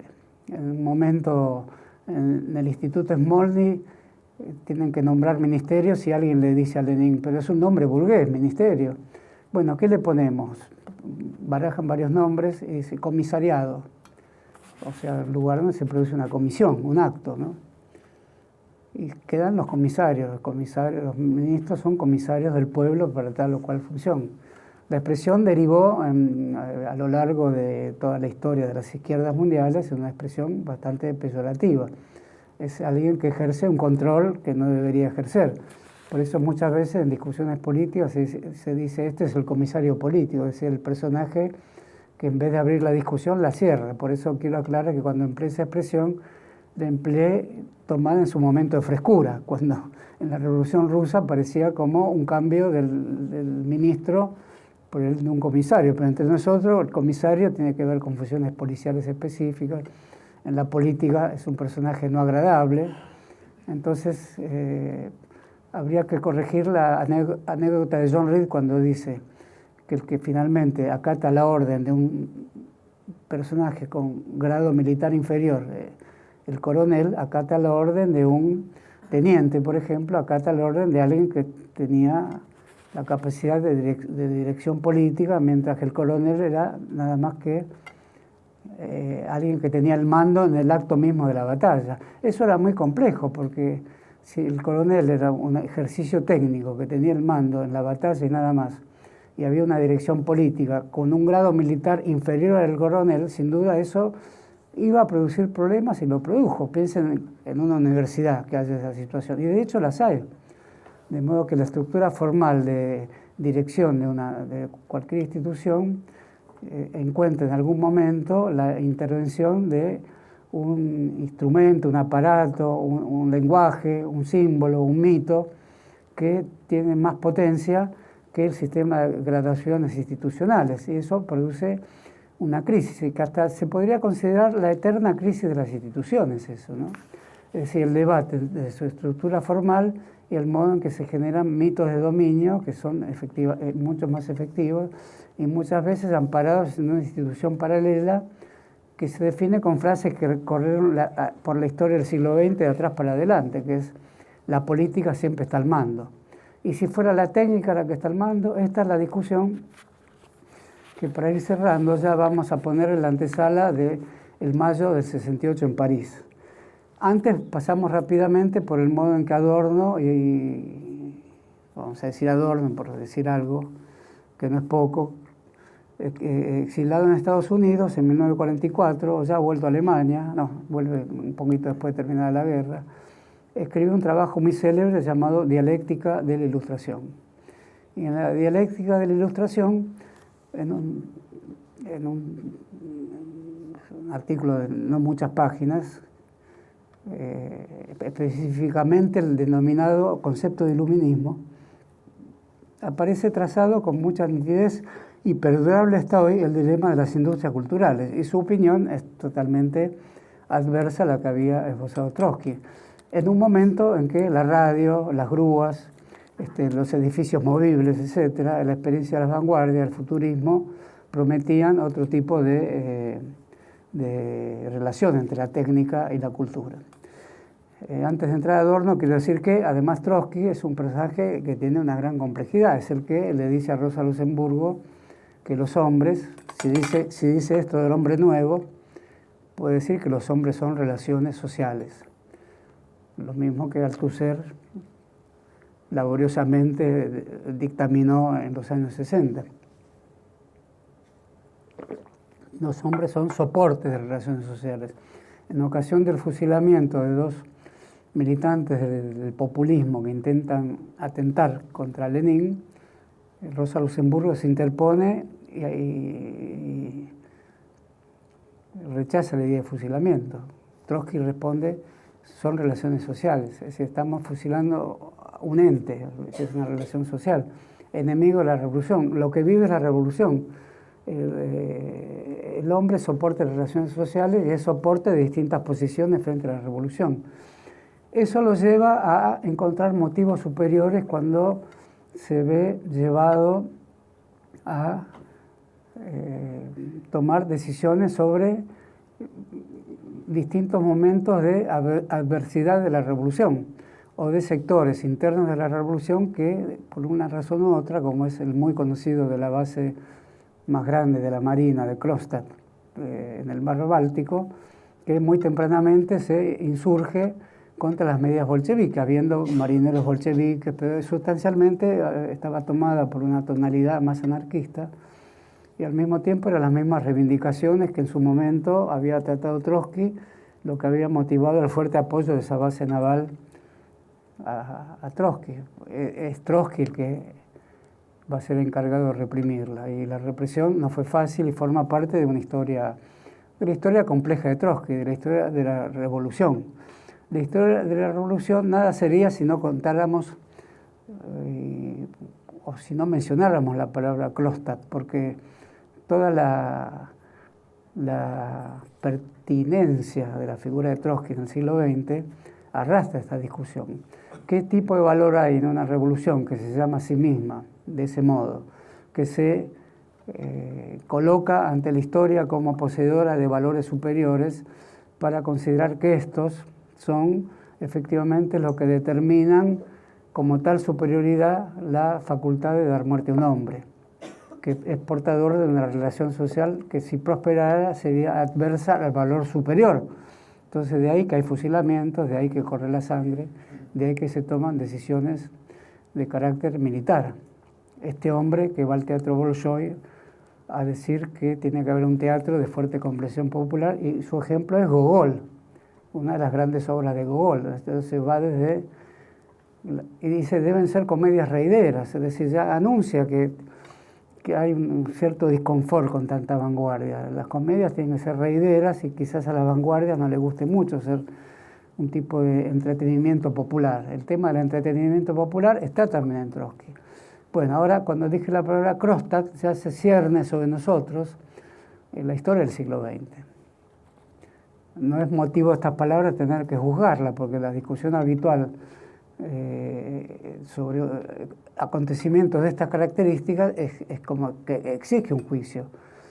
Pero el juicio que pueden hacer clases como esta, universitarios, partidos políticos de tal o cual inclinación, es difícil que alcance la desmesura de un acontecimiento tal, que está fotografiado, escrito, pintado por Goya, un fusilamiento. El que toma la orden, el que dispara, el que no se anima a disparar, como ocurrió con los fusilamientos de León Suárez. ¿Por qué se salvaron muchos? Porque la policía de la provincia de Buenos Aires no estaba acostumbrada a fusilar. Bastó que alguien que había sido policía a la vez, iba a ser uno de los fusilados, que aparte los fusiles, no se apartan fácil, eso lo cuenta Walsh, no se apartan fáciles los fusiles que van a fusilar. Es que había policías que no estaban muy convencidos, eran hombres de pueblo. Es un episodio interesante del drama argentino. Y la orden estaba, por eso tiran al tuntún a los que van caminando, no es un fusilamiento. Es una casa de personas que van corriendo, algunos caen y otros se salvan. El que apartó los fusiles se salvó. El más alto, el más decidido, y había sido oficial de policía. Y algunos policías lo conocían, por eso pudo, de un golpe, por eso ese episodio de Kronstadt, con fusilamientos, lucha interna entre bolcheviques y anarquistas, en la tradición anarquista aparece como una condena contra Trotsky, evidentemente. Y la tradición trotskista se ve obligada a responderlo con alternativas discursivas más o menos parecidas a las que dije. Había valores en juego. Entonces esto exige una teoría de los valores y de la superioridad de los valores, en cuyo caso algo abstracto como una revolución sería superior a la vida de un hombre. Entrando en este camino es un camino de dificultades no resoluble. En este momento ni sé si hay algún momento que esto es resoluble, porque bastaría anunciar aquí que cualquiera puede verse en algún momento de su vida ante la situación de tomar una decisión de esta índole. No es lo más conveniente para decir en un encuentro como este, pero si no lo dijéramos no estaríamos hablando verdaderamente de una revolución. Entonces eso me parece que también hay que poner en lo que podríamos llamar el balance de una vida. Trotsky acá en Mi vida comenta estos episodios en términos semejantes a los que estoy diciendo. Era necesario hacerlo y el régimen de necesidades de una revolución, que es lo contrario al régimen de libertades de una vida social. El régimen de necesidades tiene la última palabra respecto a quién debe vivir y quién debe morir. Sartre, en la crítica de la razón dialéctica, condena lo que en las sociedades capitalistas se llama la rareza, la rareté, la rareza, que es la capacidad que tienen algunos de decidir quiénes van a morir. Eso es Sartre, ¿no? En la crítica de la razón dialéctica. En estas clases descubro que cada vez pronuncio peor la R. Es una palabra fundamental. En el Cratilo de Platón, la R es la palabra del movimiento. O sea, yo ya no puedo ser locutor de ninguna radio, porque el primer examen para un locutor es la palabra del movimiento, ¿no? Del rodar. Bueno, es muy difícil hablar sin R, y más difícil se me acaba la T, si se me acaba la M. Por el momento tengo limada la R. Entonces, tengo que avisarlo, porque yo parece que vine mareado, ¿no? Es que me está pasando a esta edad que la R se me va, a no ser que la cuide especialmente. El Cratilo de Platón es muy interesante, pero en una discusión aparece que cada letra viene de un sonido remoto, ¿no? Eso es lo que sostiene Cratilo, creo. Y el otro contendiente no, las palabras son acuerdos artificiales que entablan los seres humanos, ¿no? Las dos posiciones son interesantes y hasta hoy dividen a los lingüistas. Bueno, en la teoría de los valores de una revolución es difícil juzgarla. Los mundos militantes, y cualquiera de ustedes que está en un mundo militante, conoce esta situación.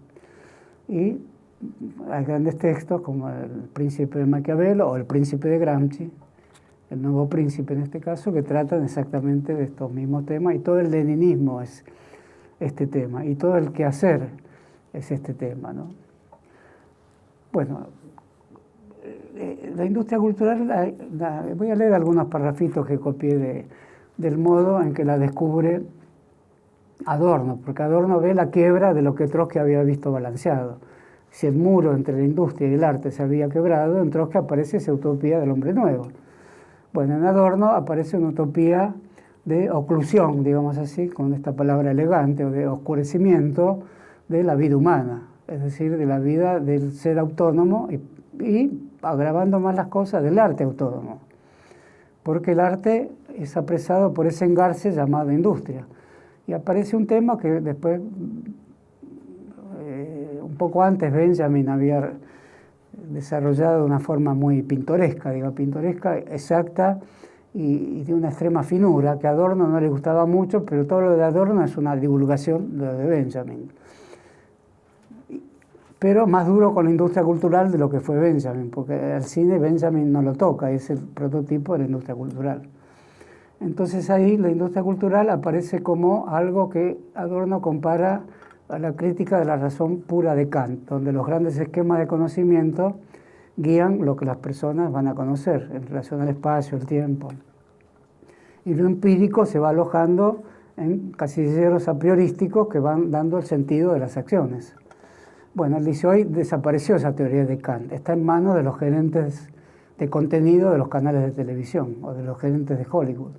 Ellos saben lo que queremos porque lo han investigado y cada cosa que recibimos en materia artística ya está clasificada previamente por ellos, porque ellos las han clasificado por nosotros. Y lo que nos envían son productos, e incluso los llaman así, tal o cual producto, aunque nosotros los sigamos llamando obra de arte, que son productos seriales que salen de una industria que conoce nuestros pensamientos y nuestros sentimientos, y en ese sentido nos hace participar de una trama feroz de consumo. Esto dicho en 1944, que anuncia un gran tema del siglo XXI, de lo que hoy llamamos neoliberalismo, nuevas subjetividades y grandes mecanismos de entrelazamiento entre los medios de comunicación, la política, la justicia y la licuadora de nuestra casa. Entonces les leo unos pequeños párrafos de Adorno, porque esto anuncian el motivo que después un discípulo de Adorno, un compañero de Adorno, una alternativa de Adorno, o alguien que discute internamente muchas cuestiones con Adorno, como será Herbert Marcuse, o Marcuse, como familiarmente le decíamos en todos lados, anunciará que finalmente ese triunfo se produjo y toda revolución de ahora en adelante tenía que ser protagonizada por quienes se supieran emancipar de ese mecanismo de control de la industria cultural. Y eso eran los estudiantes, ya no los obreros que habían sido asimilados a los mecanismos por los cuales los kantianos, gerentes de contenidos de TN o de no sé cuánto, que corresponden en todo el mundo, pues se llaman todos más o menos igual, ya saben lo que queremos nosotros. Entonces el estudiante era el nuevo sujeto de la revolución. Entre paréntesis, Lenin tiene un lindísimo artículo sobre los estudiantes. Rápidamente lo refiero porque revela un Lenin que piensa problemas de altura también, pues su pensamiento es acontecimiental, piensa momento tras momento como un juego de tensiones que él llama correlación de fuerzas, que es fascinante, a pesar de que como concepto parece no valer mucho. Después lo heredará Foucault, ese concepto, ¿no? Bueno, dice, los estudiantes son la capa más sensible de la intelectualidad. No tienen compromisos laborales, no tienen compromisos de reproducción de la materia. Viven la vida intelectual. Por eso son los que pueden dar la voz de largada de un proceso revolucionario. Son los que en su sensibilidad se imprime con más ligereza las necesidades del momento, de un sector perjudicado, de un grupo postergado, de sectores de la población hambriento, lo que sea. Esos son los estudiantes para Lenin. Por eso cuida de que el partido bolchevique tenga su trabajo entre los estudiantes. Lo cierto es que para Lenin finalmente esa sensibilidad que salía del grupo intelectual, que eran los estudiantes, se trasladó al grupo militar, a los soldados no intelectuales que salían llenos de barro de las trincheras. Ese es el cambio que debió hacer Lenin de su teoría de la sensibilidad. En la Argentina, alguien que fue muy influido por la Revolución de Octubre, que fue Arturo Jauretche, lo trasladó a una idea de la Revolución Nacional y Popular, pero fue muy influido. De hecho, utilizó categorías permanentes de inteligencia, pampas y trabajo para el pueblo, son todas cuestiones del bolcheviquismo, que influyó en todo el mundo. Las consignas y pensar las consignas. Lenin escribió un famoso trabajo, ¿qué son las consignas?, así como si fuera un lingüista. Y de hecho, son las palabras del gran lingüista anterior a Lenin, de Austin, hacer cosas con palabras. Entonces todo eso está en juego. Y Jauretche dice precisamente que el sector más sensible de la intelectualidad no son los estudiantes que están en contra de los procesos populares, al revés, es la joven oficialidad popular del ejército que se siente afectada por el modo en que la vida popular está expropiada de sus derechos. Bueno, esto está escrito en los años 40. Es evidente que hoy no solo no podríamos decir eso, sino que deberíamos decir todo lo contrario, pero revela la extensión y la profundidad que tiene el tema. Y ya para ir terminando, les leo lo de Adorno: la industria de la cultura, la ilustración como un engaño masivo. Las películas, la radio y las revistas conforman un sistema uniforme en su totalidad y en todas sus partes. Incluso las actividades estéticas de los opuestos políticos son uno en su entusiasta obediencia al ritmo del sistema de hierro. Los edificios de gestión industrial decorativos y los centros de exposiciones en países autoritarios son muy parecidos desde cualquier otro lugar. Y es una condena al diseño, ¿no? Una condena muy fuerte cuando el diseño surge de las vanguardias, surge sobre todo del futurismo. Y hoy podríamos condenar un diseño de una publicidad. Si uno ve televisión y ve solo la publicidad, hace a la inversa, en vez de ver los programas políticos, ve la publicidad, ve efectivamente en qué terminaron las grandes modificaciones sobre el montaje y el diseño de las vanguardias políticas. Terminaron en un tipo de publicidad en general melosa, más en general abominable, pero que está hecho con tecnologías que ya todas deformadas y corroídas por dentro, las vemos todos los días bajo otra forma, ¿no? Bajo el monopolio, toda cultura de masas es idéntica y las líneas de su marco artificial comienzan a mostrarse. La gente en la cima ya no está tan interesada en ocultar el monopolio. A medida que su violencia se vuelve más abierta, crece su poder. Las películas y las radios ya no tienen que pretender ser arte. La verdad de que son solo negocios se convierte en una ideología para justificar la basura que deliberadamente producen. Se llaman a sí mismos industrias y cuando se publican los ingresos de sus directores se elimina cualquier duda sobre la utilidad social de los productos terminados. Esto plantea un problema. Si el diseño, si decimos design, bueno, arruina ciudades, por ejemplo, en Buenos Aires, Palermo, es una parte de la ciudad arruinada por un único motivo de design. Pero podría ocurrir que el diseño recogiera, invirtiera su lado de industria cultural y lo virtiera una forma de cultura crítica autónoma sobre la industria, y así no escaparíamos de este dictamen fatídico que nos impediría hacer muchas cosas que hoy hacemos, y muchas, entre otras, de este programa de televisión, ¿no? Por eso este es un dictamen fatídico y extremo, pero que hay que leer y conocer porque revierte por la vía de Marcuse en otra revolución que sigue ciertas líneas utópicas de la Comuna de París que había ocurrido casi 100 años antes, que es la revolución estudiantil de mayo del 68 en París, que veríamos la próxima vez. Les sigo leyendo dos parrafitos más. Una lógica tecnológica es la razón de ser de la dominación en sí misma. Es la naturaleza coercitiva de la sociedad alienada de sí misma. Automóviles, bombas y películas mantienen todo junto hasta que su elemento de nivelación muestra su verdadera fuerza unificadora. Bueno, un automóvil, una película, una bomba atómica, todo lo mismo. La necesidad de que no sea todo lo mismo hoy creo que es una necesidad política que deben construir los movimientos populares.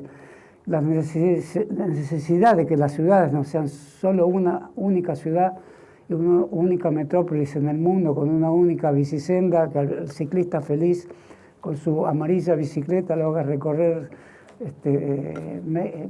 con un enorme goce de la industria cultural cualquier ciudad del mundo, que ya aplanado los océanos, como quiso Trotsky, dominado los océanos.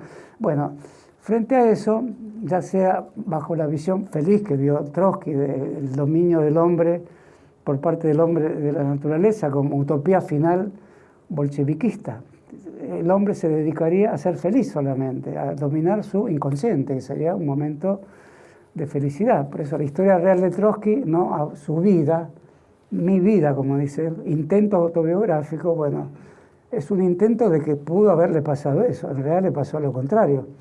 Todo lo que se refiere a él está teñido de algo lúgubre. Su anuncio sobre la humanidad terminó en una sórdida pelea interna en el seno de una gran revolución, en un vil asesinato. Entonces, todo eso, de alguna manera, digamos, un fino velo, es como un velo o una pieza de encaje fino que cubre como un sudario toda la vida de Trotsky, ¿no? Por eso, cuando decimos revolución, decimos también Kronstadt, esa pica, la sutileza de Trotsky, su idea de una gran utopía para la humanidad, de algún modo su complejo humanismo. Entonces estamos diciendo todo eso. Y su idea efectiva de que la industria y el arte iban a ser una sola cosa. Acá tenemos un Adorno que ve el peligro de que la industria finalmente devore al arte. Simultáneamente, Heidegger estaba escribiendo con su estudio sobre la técnica algo semejante, pero termina casi salvando la técnica por el lado de la etimología. Tecné sería una única palabra griega para técnica y arte. Entonces ahí Heidegger comenzaría a decir otra cosa, ¿no? Tanto cuestionar los puentes y los aviones en nombre de la poesía de Hölderlin, estaría diciendo algo parecido a Benjamin, que técnica y arte, si es cine, terminan haciendo a la felicidad y al goce artístico y a la posibilidad política del ser humano. Bueno, esto no es lo que dice Adorno. Les leo lo de Kant porque es muy interesante, como liga todo esto a la filosofía de Kant. En nuestra era, la tendencia social objetiva se encarna en los propósitos subjetivos ocultos de los directores de las compañías, los más destacados entre los que se encuentran en los sectores más poderosos de la industria: acero, petróleo, electricidad, productos químicos y medios de comunicación. Los monopolios culturales, sin embargo, son débiles y dependientes en comparación. Esto no es así hoy. Cuando escribe esto, todavía la industria del acero y del petróleo y de la electricidad era más débil que la de los medios de comunicación. Hoy, tomando en cuenta todo lo que llamamos redes comunicacionales, no es más débil que la industria del acero. Esto es seguro, ¿no? Y es una industria etérea, es una industria de la palabra. La unidad despiadada en la industria cultural es evidencia de lo que sucederá en política. Las diferenciaciones marcadas, como de las películas A y B, o las historias en revistas de diferentes rangos de precio, dependen no tanto del tema como de la clasificación, organización y etiquetado de los consumidores. Algo se proporciona para todos para que ninguno pueda escapar. Las distinciones se enfatizan y se extienden. Trotsky pensaba un poco algo para el entretenimiento popular, pero de calidad. Al mismo tiempo, no ve este problema.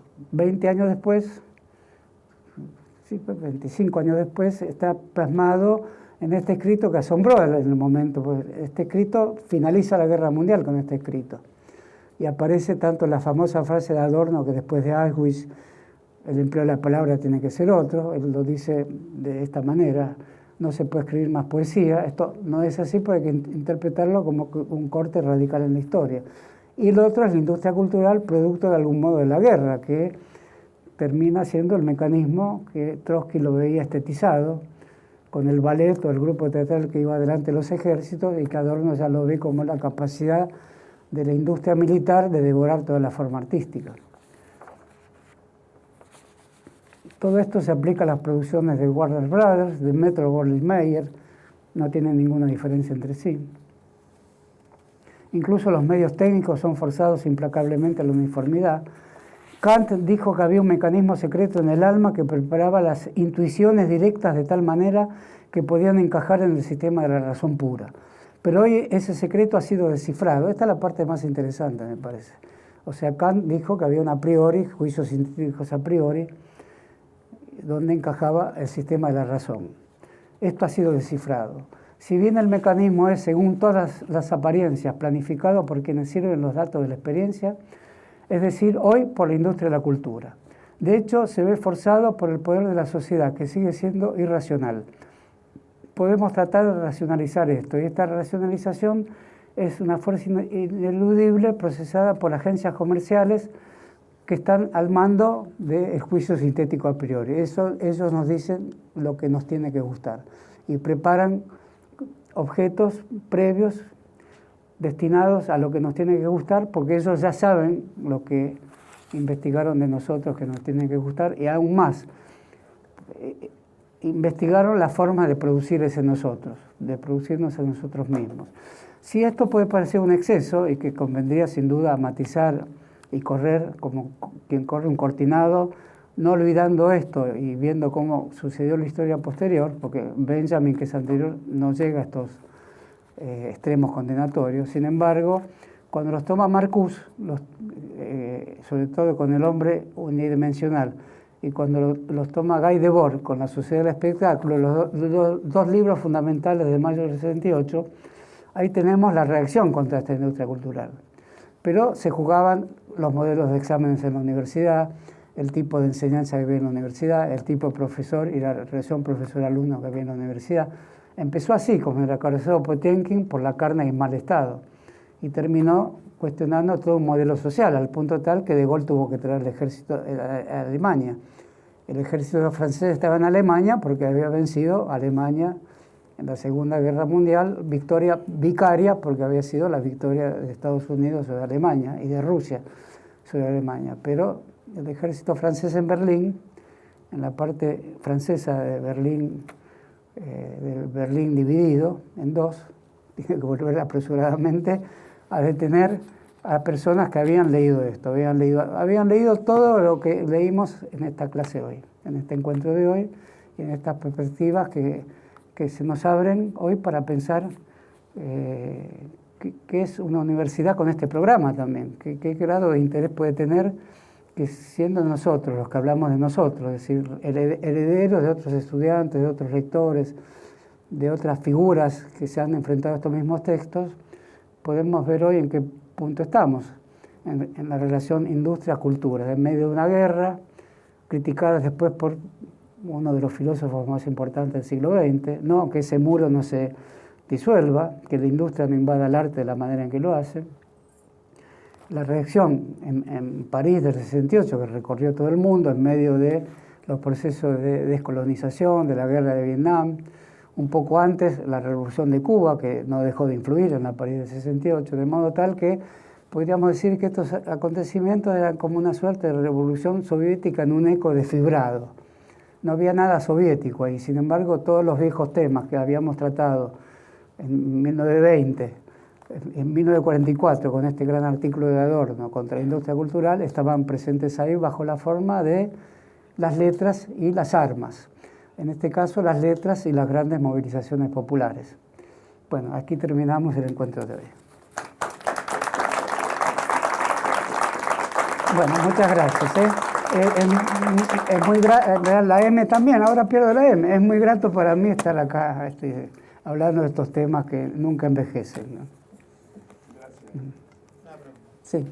Sí, a 100 años de la revolución. Sí, buenas tardes.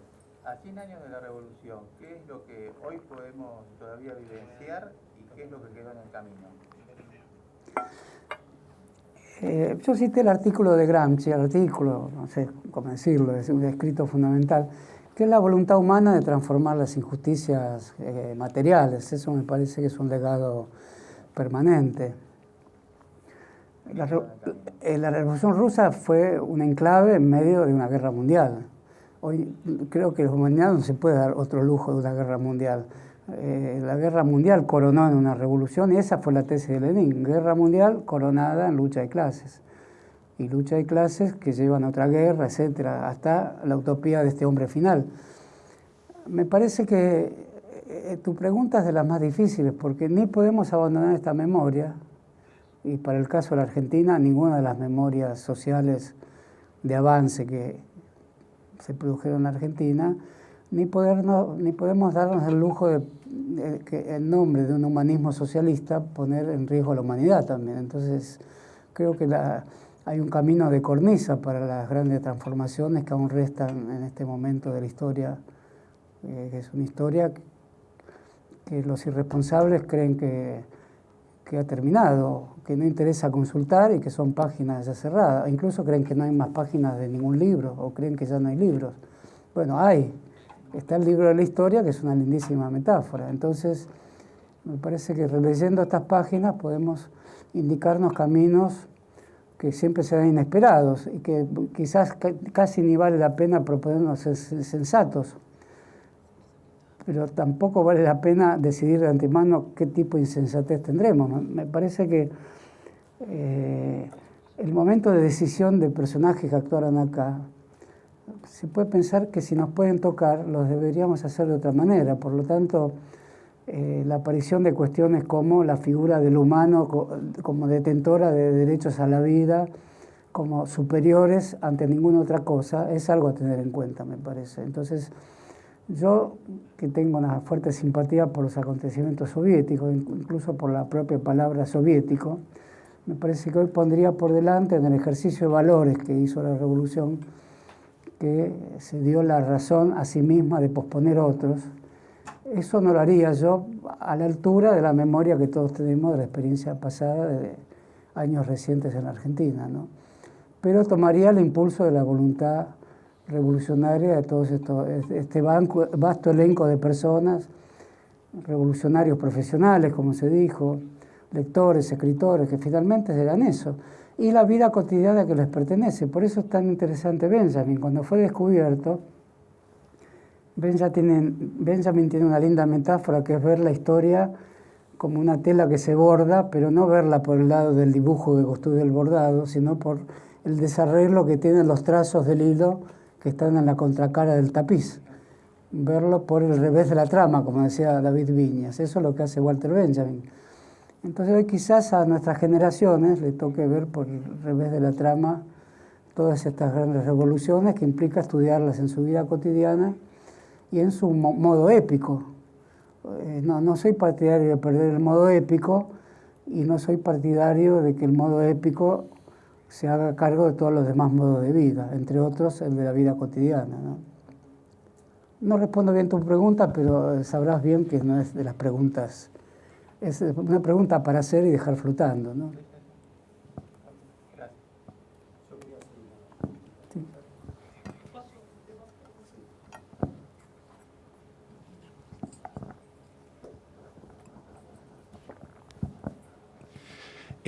Trajiste nuevamente el episodio de la sublevación del subalterno, ¿no? Marcado por Trotsky como ahí está la revolución. John Reed, sí. John Reed, sí. Como ahí está la revolución, ¿no? Algunas veces te decís desmemoriado y nos apabullás con los datos. Yo la verdad que no sé quién dijo todo esto que escribí acá, pero alguien lo dijo, te pido que nos ayude. Tomarlo como una licencia poética. Claro. John Poet. Listo. Nombraste también que me parece que esta concurrencia tuvo otros condimentos, ¿sí? Nombraste al psicoanálisis, ahí sí, me parece que fue Trotsky el que intentó manejar un poquito al inconsciente, a los estudiantes, ¿sí? Como ese despertar que estaba carente de esa armadura que iba a posibilitar algo nuevo, a los jóvenes estudiantes, creo que era de Lenin, ¿no? Sí. Anda corrigiéndome. Un artículo de 1901, creo, de Lenin. Sí. No te quiero apabullar, pero... Sí. Y también en medio de una lógica de la biopolítica, de la técnica de Heidegger, me parece que no sé si fue de alguno o fue tuyo la palabra mito, ¿sí? No, el mito es la más vieja palabra que pronuncia. No, pero no sé si vos la incluiste. Por Gramsci. Por Gramsci, sí. ¿sí?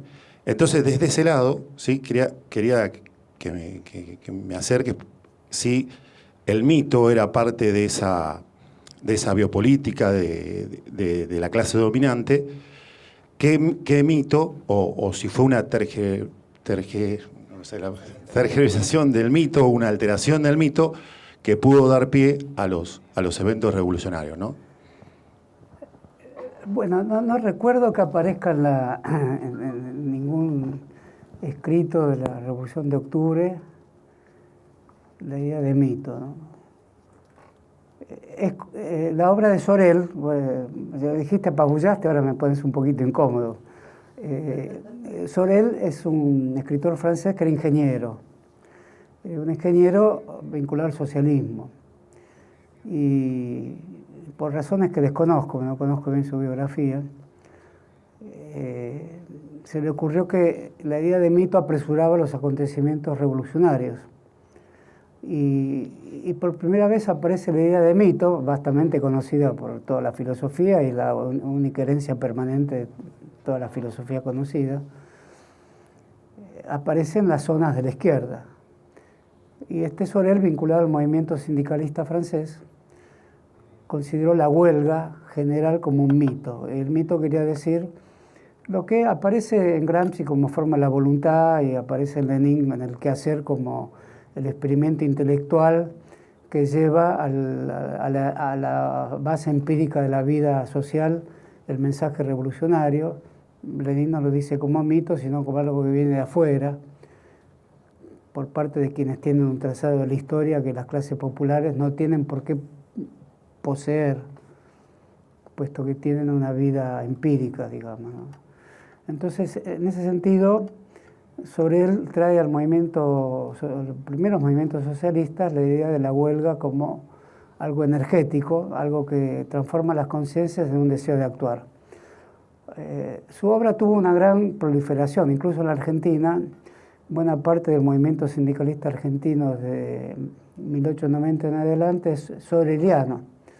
Los socialistas argentinos, de Juan B. Justo no, el Partido Comunista no, pero todo el anarquismo, que quizás es uno de los movimientos sociales más interesantes de la Argentina en el pasaje del siglo XIX a las primeras décadas del siglo XX, hasta los umbrales del peronismo, o incluso dentro del peronismo, porque esta idea pasará al peronismo, que es la idea de un mito regenerativo de la sociedad por vía de la acción humana colectiva.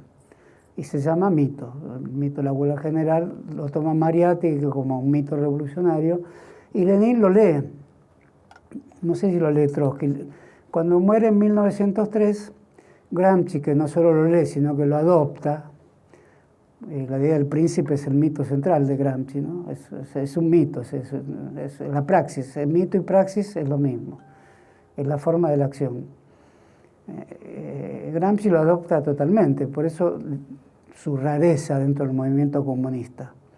Y Lenin no lo adopta, pero lo conoce. De todos modos, cuando muere en 1903 hay funerales en Roma y en Moscú. Es decir, hay partidarios de Sorel en todo el mundo. Para Lenin pasa intrascendente. La teoría de Lenin es la teoría de una razón central de carácter centralizador. Después le agrega centralismo democrático, pero hay un racionalismo central que se inspira en la voluntad populista, pero la niega con el desarrollo capitalista. Y se inspira en el desarrollo capitalista para negarlo con la voluntad populista. Eso se puede decir que describe todo el itinerario revolucionario de Lenin. Pues no es fácil decir que Lenin era un no populista y que corta con el populismo. Toma la idea de voluntad revolucionaria de ahí. Lo que no toma el populismo es la crítica inmediatista al capitalismo. Pero para criticar el capitalismo, en su desarrollo infinito iluminista, toma al populismo. De modo que Lenin está cerca de estos temas, pero es alguien vinculado a la idea tradicional de una razón constructiva. Dialéctica, sí, pero es una razón constructiva, una razón férrea y por momentos determinista, y que tiene la idea de fuerza, que es una idea casi físico-química, diría. De ahí su discusión con los físicos como Mach, y de ahí que ganó el populista ruso, del Proletkult, tome también idea biomecánica. No tiene mucha afinidad con discusiones científicas de la época esto. Entonces la idea de mito tiene un itinerario, una circulación permanente hasta hoy. Por eso el sistema universitario la rechaza, ya sea en las ciencias sociales como en las ciencias físico-químicas, por considerarlo un instrumento aleatorio y ajeno al procedimiento normal evolutivo de la adquisición de conocimientos. En cambio, quienes lo aceptan, en el caso de Gramsci, que lo aceptó plenamente, indica una dramaturgia. Y Trotsky, que está a punto de aceptarlo, a pesar de que nunca lo emplea. Porque hay como una dramaturgia interna cuando dice, escribo con una sintaxis que se parece al ferrocarril en donde viajo, y cada frase obedece a un salto del vagón en las vías. Esa equiparación tiene algo de un mito, es decir, es eliminar los nexos internos de una secuencia de pensamientos guiados solo por la razón. El mito comprime la razón, no la abandona, pero le quita algunos eslabones, entonces por eso la llamamos mito. Y por otro lado, la expansión del mito nos da una fórmula racional. Si expandimos cualquier mito, lo traducimos perfectamente a la razón. Por eso, en general, una universidad que tiene grados, años, menos de 5 años uno no se recibe, etcétera, no considera el mito. El mito te hace recibir en 2 horas. Entonces cualquier profesor está obligado a decir, si proliferan los mitos, pierde el trabajo. Entonces mejor no enseñar demasiado estas cosas, ¿no? Pero también no respondo a tu pregunta, ¿no? Yo también no fue la pregunta que hice. No, ni hiciste ninguna pregunta. No, Una clase se basa en varios malentendidos y en una línea que te desespera no poder encontrar. Por eso las clases son desesperantes. Y dadas por la televisión desesperan aún más. Me alegro que estemos protagonizando esta aventura, que no llamaré mito. Bueno, no sé si terminamos aquí. Muchas gracias.